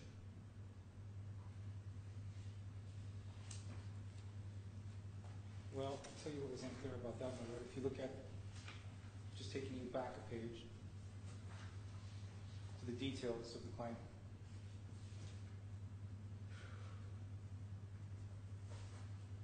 All right. The amendment, page 11. Sorry? The amendment on the 8th of May 2014. Well, let me just walk you through it, my lord, if I may. Well, I'll only let you walk me through it if you occasionally answer a question. Yes, of course. What? What was unclear about the nature of the claim for bonus at the time when the original claim form was issued? Well, it seems to rely, my lord, on the law governing dispute as the IFC laws, and the law giving rise to the jurisdiction of the IFC courts, the employment laws. And then if you look at the remedies sought, Yeah. And they make a claim for a head of claim, which you say is in scope for which arbitration is required. So why don't you issue an application under Article 12? well, can I walk you through, my lord? Please just answer the question. Well, I have no answer to that question. Now the next question, the claim form comes back in amended form. I'm not quite sure what the amendment is because you don't have any red link, but page 10. Sorry, page 10. Page 10, page 11 more accurately. Remedy sought, item N, $108,000 for bonus. That's the point, my lord, is it relies on clause 2.2 of an employment contract, an appendix 2 of the sale and cooperation agreement. And that's where the confusion arises, really, because if you look at clause 2.2 of the employment contract, it's not clear what employment contract they're referring to. And then later on in these proceedings, we ask for disclosure of the documents referred to in this claim form, and what is given to us is the SCA on one hand and the assignment letter on the other hand. And the assignment letter is purported to reflect terms which apply to the employment of Mr. LYS. Well, and I can walk you through that. Your clients take the view that the assignment letter is irrelevant, and they must have had that view back in May. So they must have thought that this was a claim being advanced under the SCA. Yes, why didn't they say, let's go to arbitration? But my lord, in N, so remedy sought N, if you look at the bonus, the reference there is the clause 2.2 of an employment contract. It's not clear what the employment contract is. It didn't matter what they thought. You knew that the bonus was due, as you thought, under the SCA. You knew the SCA had an arbitration clause. Why didn't you challenge jurisdiction in relation to bonus claim? I appreciate that, my lord. I think There is no answer to it. Now here we are in November. Yes, correct. We're halfway through this hearing. I hope we are. Likewise, my lord. How is it that you now make an application? On what possible basis should the court accede to an application at this stage? On the basis that there is no time limit to make such an application, my lord, firstly. Secondly, on the basis that the proposition was that the terms of the SCA in respect to the bonus are commercial terms and not terms of employment. We're being asked now what would happen if the court concluded that the entire agreement or the entire schedule would be reflective of employment terms, and therefore that Article 12 would apply. And my answer to that is we would apply for the court to set aside the application of Article 12 with respect to the bonus payments. And the reasons I've given for the bonus payment, my lord, I think are the same in the sense that there's no prejudice to either of the parties, and it is more convenient to have the case heard in respect of bonus payments once and for all in the form where the accounts shall be opened up.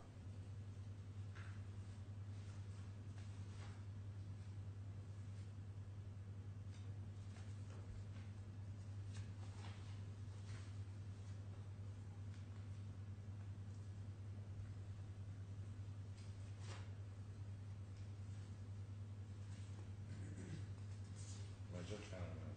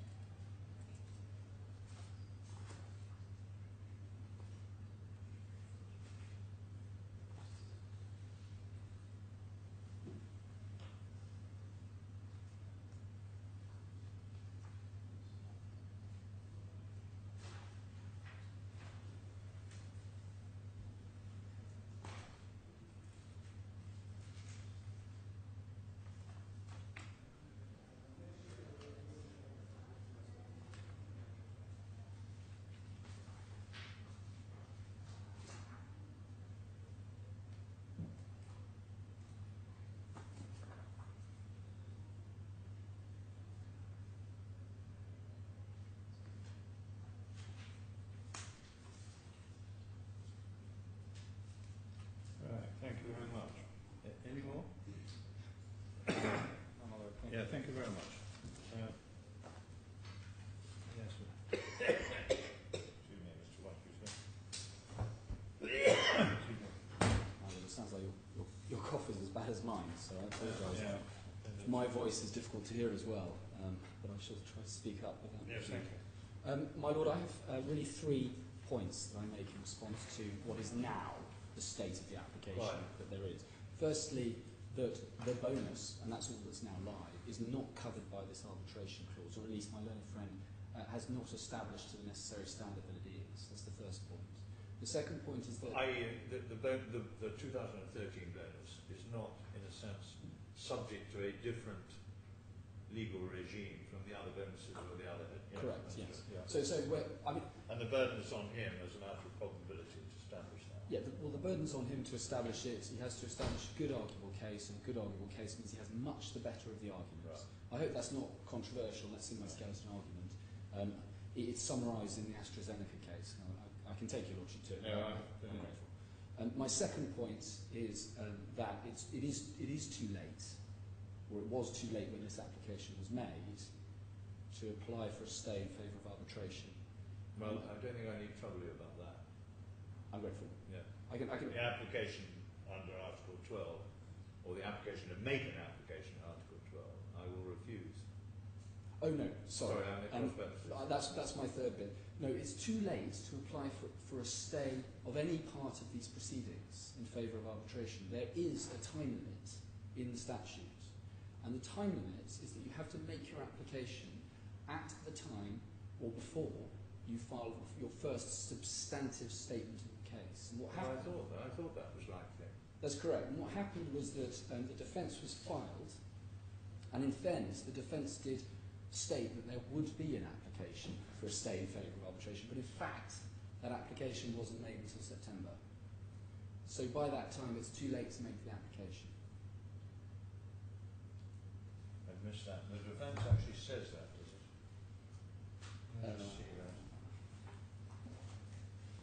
it? It's not in the defence. It wouldn't be in the defence, my lord. Oh, sorry. The defence says yes. The defence does say that there is in a sense a reservation.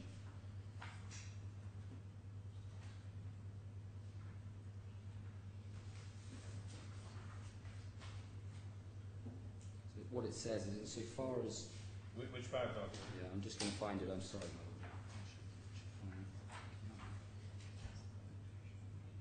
Yeah, so it's on page 8. Sorry, tab 8, page 27. 27 or what? Yeah, 27. It's paragraph 5.4, I think, is probably what.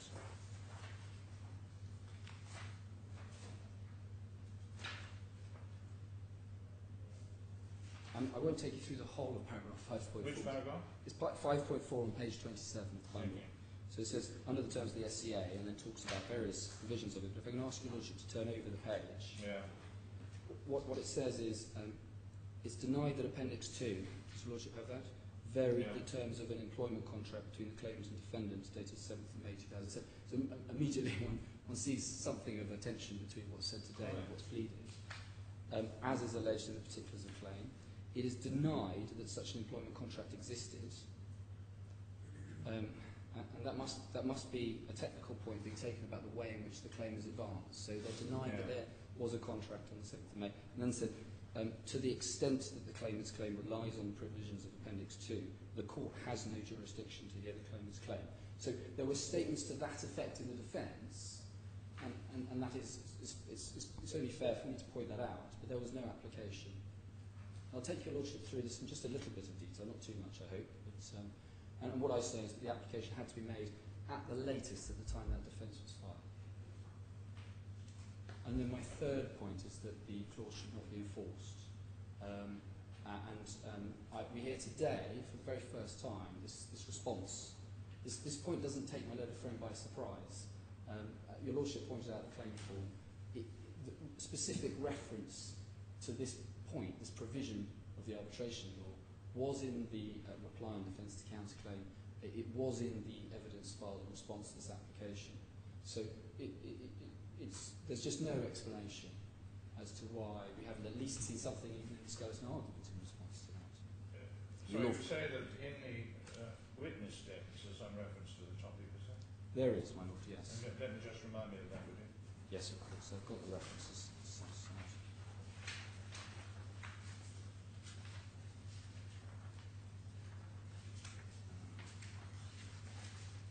So, my lord. Well, so I assume Mr. Shrey says something at page. Well, the first reference is in the reply and defence counterclaim. You'll find that behind tab 9 on page 56. Tab 966. 56, my lord. 56. And it's subparagraph P on that page.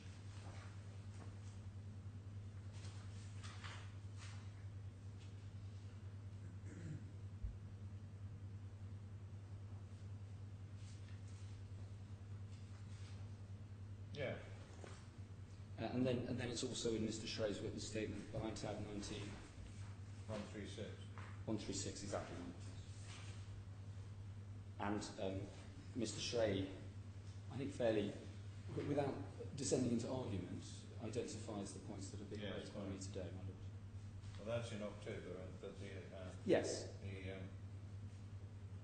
So what one might have expected to see is that in August we have the reply saying Article 12 applies. One might have expected to be incorporated into this application, an application for the order, but even if that hadn't happened, we should have seen that. Yes. Right, my lord. So before, my lord, I develop those 3 points, if I just make 2 preliminary points. The first is just to look at really where we are in relation to the contract. What was the nature of the contract and what did it become after the SCA was signed? So we have for the first time this concession that there was an oral employment contract before 2011, and now it's said today that has in effect been replaced, as far as I understand it, by Appendix 2 to the SCA. But at least to the extent that deals with bonuses, it's not an employment contract. That, as I understand, is the case that's been made against me. Now, I've taken your lordship to that provision of the defence which said, in fact, that wasn't their case. So it's hard to see what's going on there. And then I just bring your lordship... Yes, you showed me, I'm so sorry, page 28. No, you showed me the... Yes, please, paragraph 5. There was an agreement. Paragraph 5.4. Sorry, page... 28, yes. 28, correct. yeah.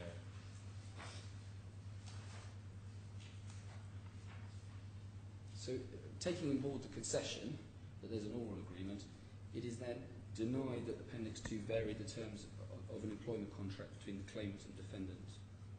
So it was denied that any employment contract existed. Well, it's denied that employment contract existed. So the way I'd read the defence and all the submissions was a very careful choice of words to avoid saying there is no contract. So every time there's a denial of a contract, what's said is that contract doesn't exist, or a contract answering that description doesn't exist, no written contract exists. That's what was said. But such must mean... Yeah, I agree. Well, It's wholly opaque. Well, if it's, as you say, at best it's a denial of any employment contract, or alternatively it's quite unattractively coy on the topic. I've taken it to be unattractively coy. Yeah. In generous, I think, terms. In my learned friend's skeleton argument for today, paragraph 14.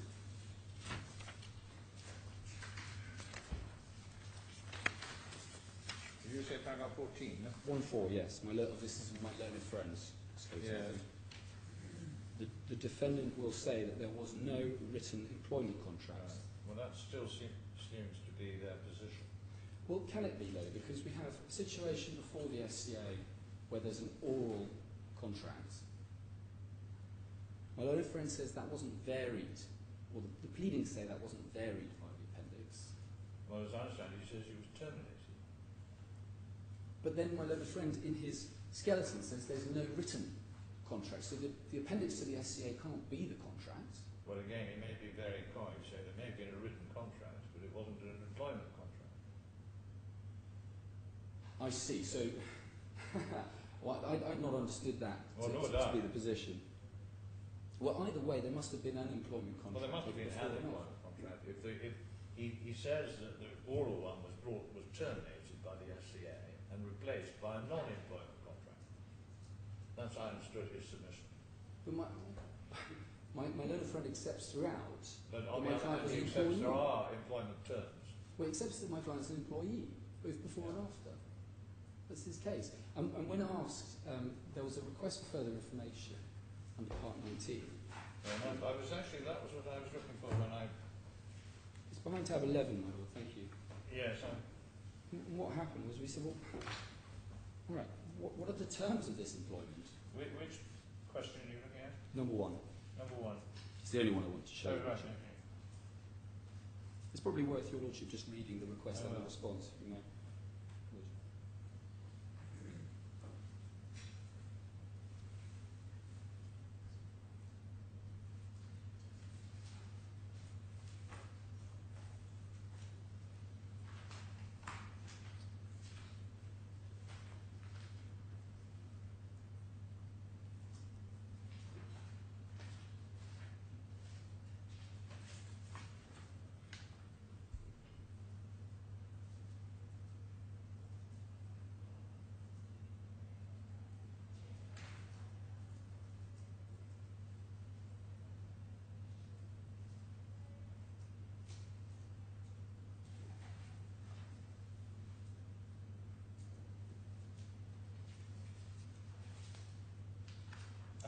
Yeah, so you see, again, it's now, that answer suggests that there was a continuing employment contract, or unwritten, however.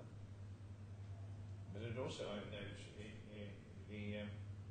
the scope of the veto is accepted to be the scope as I suggested, namely that it was a ability to challenge or veto the remuneration and benefits. And that must be right. That Whether they had an overall impact. That clause can't have been intended to prompt a debate about whether or not putting a salary up by 10% had a meaningful impact on the business. I accept your lordship's interpretation, but just as to what, where are we? Striking that the defendants accepted that construction until they turn up today. Yes, but as to the question of was there an employment contract before and after? I think the other point to make is that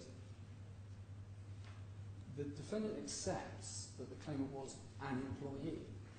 The defendant accepts that the terms, that employment had terms, and that those terms were the terms contained in the appendix. And if one actually asks, well, what is an employment contract? There are definitions in the law that I can take your lordship to. The original one was in the law 2005, which is any agreement, whether for a limited or unlimited period, concluded between an employer and employee, whereby the latter undertakes to work in the employer's service and under his management and control. Where are you actually reading from? I'm so sorry. It's my learned friend's bundle. You'll find it behind tab 1. This is the 2005. Yeah, I've got page. What page? 36, my lord. 36. Yeah. This applied until the end of 2012, I believe.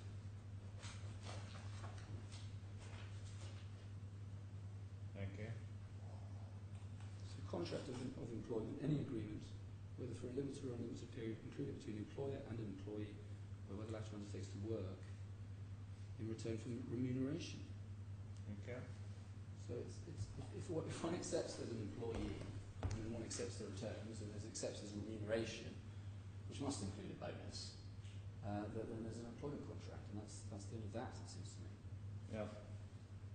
My lord, can I just also deal briefly with what my learned friend said about the commerciality of trying to exclude this bonus payment? And what he says is that one has to look at the accounts of the company to determine what that bonus is. And therefore we're going to have this factual inquiry come what may. Now, this is a new point, and so I need to, I'm afraid, rely a little bit on assertion of what my client's case would be in response to this point. But the starting point, if I can just take you back, your lordship, back to the appendix itself, just to look at the provision. It's behind tab 21 on page 161. Yeah. And the offending provision is the 2013 one, 10% of paid profit commission for 2013 underwriting year, with a minimum of 20% of salary and a maximum of 100% of salary. So it's got nothing to do with. It's got nothing to do with retained earnings. It's about paid profit commission. That's not a defined term under the contract. I've had an explanation exactly what it is, but I'm afraid I'm not in a position to explain the intricacies of the underwriting that goes into that. But I simply don't know whether or not it would be necessary to look into the accounts to determine what that is. Well, it might be for Mr. Lemaire, but not for Mr. Lees. Well, it may be straightforward. It may simply be a calculation of one particular profit revenue. I don't know. That's what it looks like to me. But the point is this, that the bonus is 10% of that sum, up to the maximum of the salary. So if that sum exceeds 10 times the salary, which is about 11 million euros, then there's no argument about what the bonus is, and nobody has to argue. My learned friend says, doesn't have a case on that. Doesn't have a bleeding case. So we just can't say whether there's actually in practice going to be any need to do that calculation at all. And in fact, and this is where I'm afraid I go into assertion, if my learned friend advances this point, or had made it clear that this point was to be advanced, I would have responded. As I understand it, the 100% of that sum, that is the full amount of the salary, has been provided for in the 2013 accounts. So in practice, there will be no debate about it.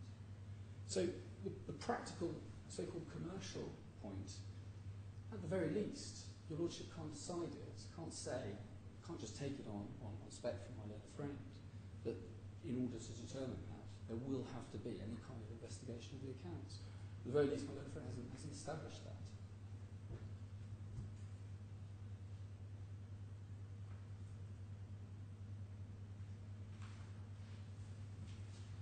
So, my lord, taking those 2 points then as preliminaries, if I could just then deal with the application as it is now, and as your lordship extracted, we're not now dealing with the French jurisdiction clause, we're just dealing with the arbitration clause. As I summarise the principles, the burden is on my learned friend. He needs to establish a good arguable case, and that means much the better of the argument.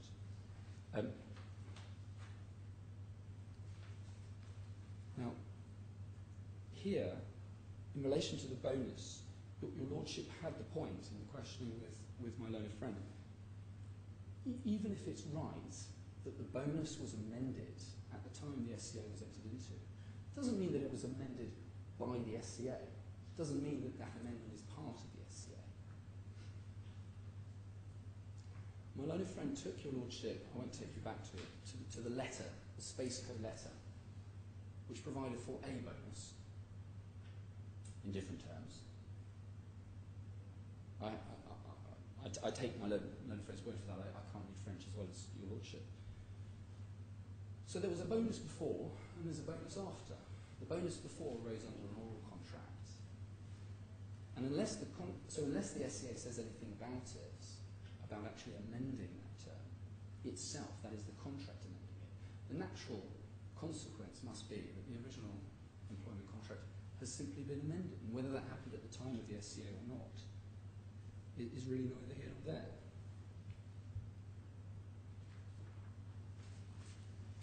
And if we're in, I think, the SCA, if we look at the relevance in the SCA of Appendix number 2, it is really very limited, and it only is in relation to these veto rights. So at 8.2, which your lordship finds again on page 151.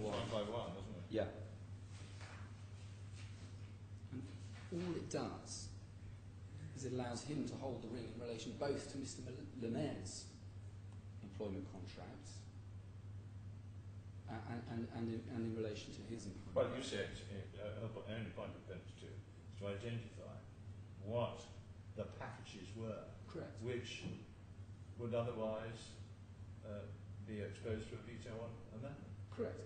And so if, for example, there was a company law dispute about the validity of purported amendments to one of those packages, then it might be difficult questions that might then arise as to where the boundaries are of the court's jurisdiction or the arbitrator's jurisdiction. But it might be said, well, actually that falls within the terms of the arbitration agreement. But Appendix 2 itself makes clear that there was an existing contract and just records those facts. Records sometimes that the existing contract continues, sometimes records that they have been changed to some extent. And there's no suggestion anywhere else in the document that these employment rights are being created by this document. There's just no clause to that effect in the agreement. So to say that the bonus right arises out of the contract is just pure assertion, and it doesn't follow from the terms of the agreement at all.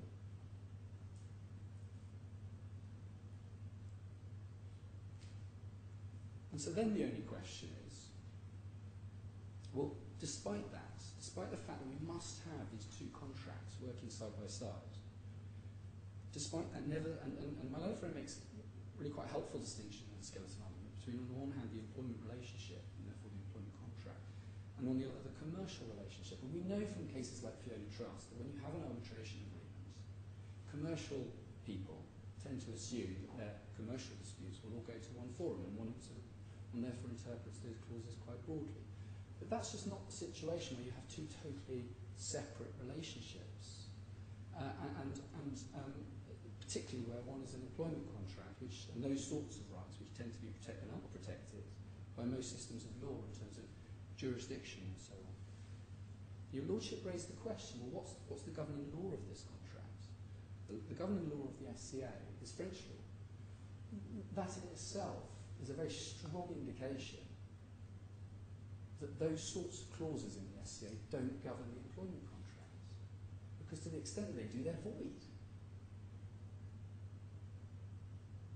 DIFC law, DIFC conflicts laws, make it mandatory that the DIFC court applies DIFC employment law in respect of DIFC employment contracts.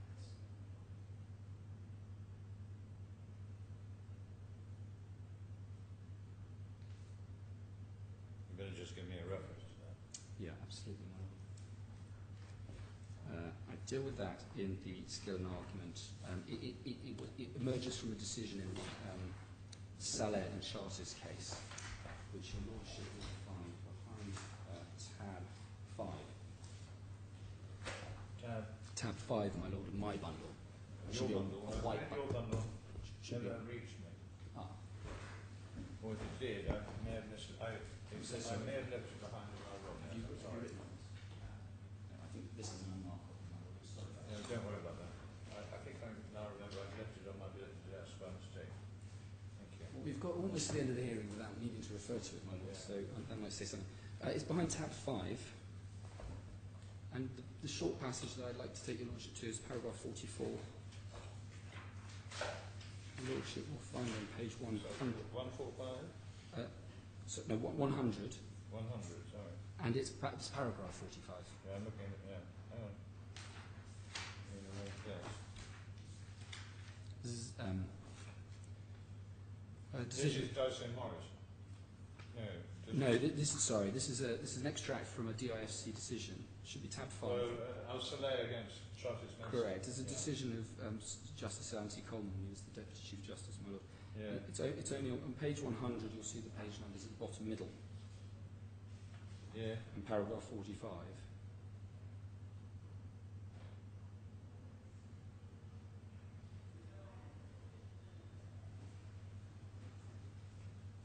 Thank you.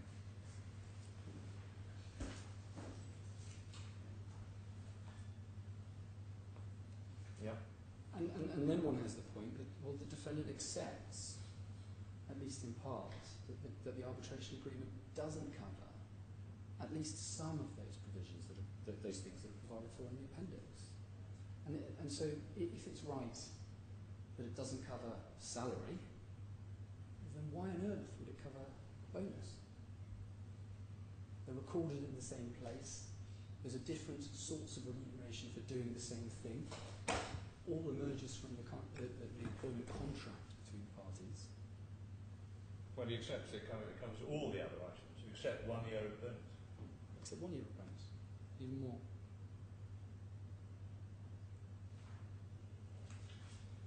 So, my Lord, I would say, at the very least, my learned friend has not established that he has much the better of the argument that this provision covers the bonus claim. So I'll leave that point there unless you want to have any questions. The second point is that I said it's too late to rely on these clauses, and we dealt with that a little bit during the discussion, but perhaps I'll just take your lordship through the provisions. So too late to...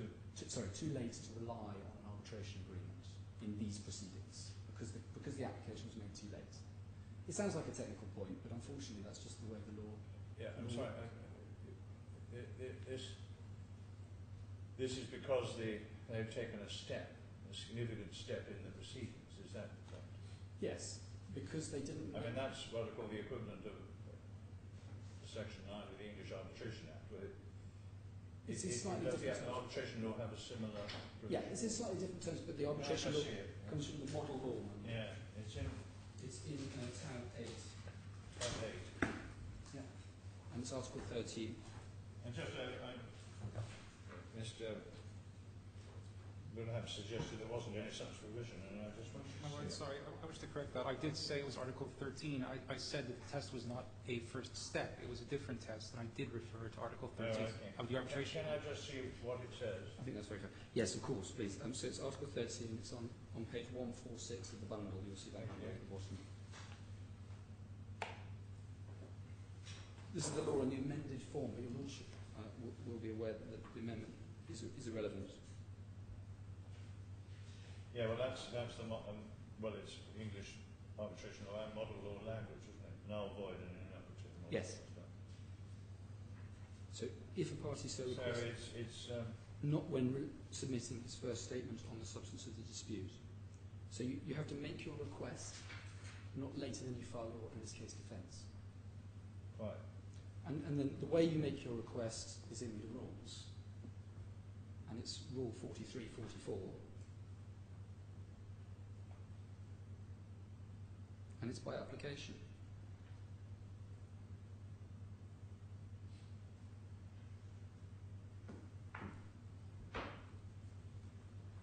So the defence was submitted on the 20th of July. And as I've taken your lordship to those provisions where it's said in the defence, this doesn't arise. Because the arbitration clause applies if you rely on it. So it was in those equivocal terms. No, well, thank you then. Yeah. But then the application is made on the 21st, so I say it's too late. And then the third point, Sorry, I'm just looking at 43.4. I know you've got Wilberforce's latest updated version. I unfortunately haven't been graced with that copy, but I think it's now 43.44. Yeah. Thank you.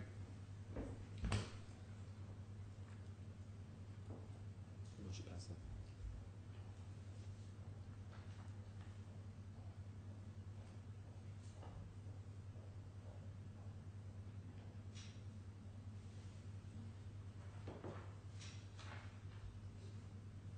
Right.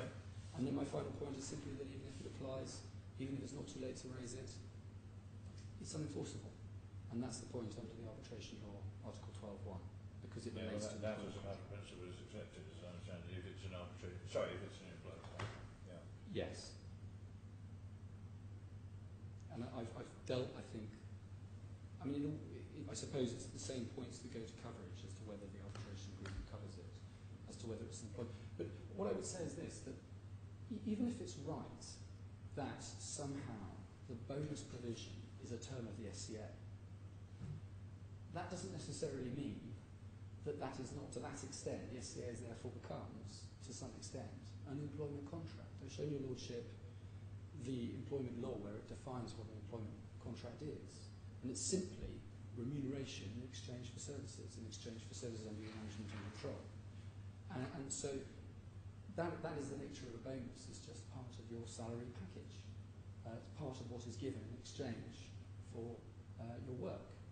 And so even if I don't know if it's right that it's the SCA that governs it, it's the SCA that creates that obligation.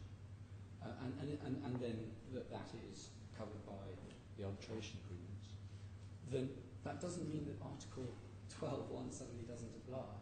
Otherwise, employers might say, okay, I'll sell you a packet of cigarettes, but I'll throw in some employment contract as well. And actually, that's no longer an employment contract because there's some commercial terms in it.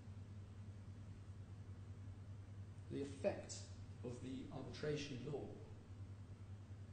must be, on proper reading, that to the extent you are arguing about rights which would by themselves amount to an employment contract, then it's unenforceable unless you have a court order setting aside.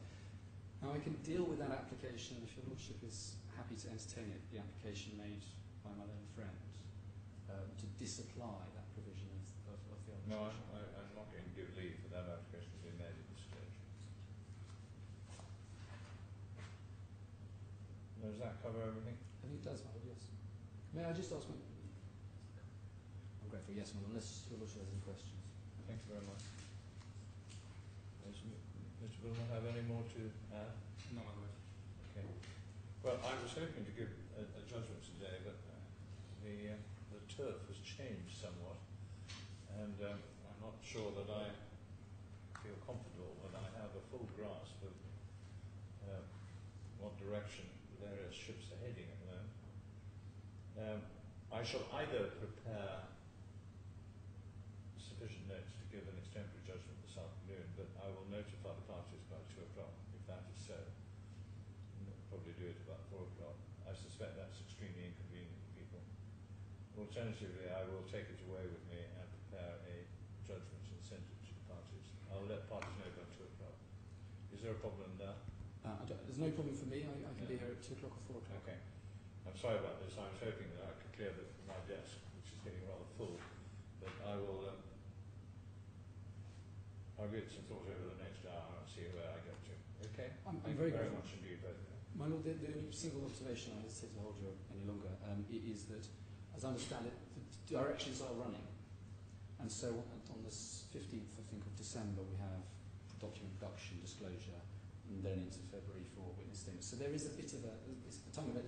I'm not. Well, I can say this, that this application will fail. I'm grateful, Mike.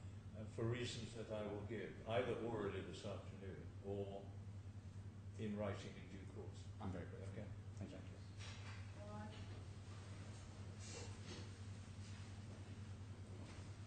I've now found your file, which is on the floor. That's the best place for him.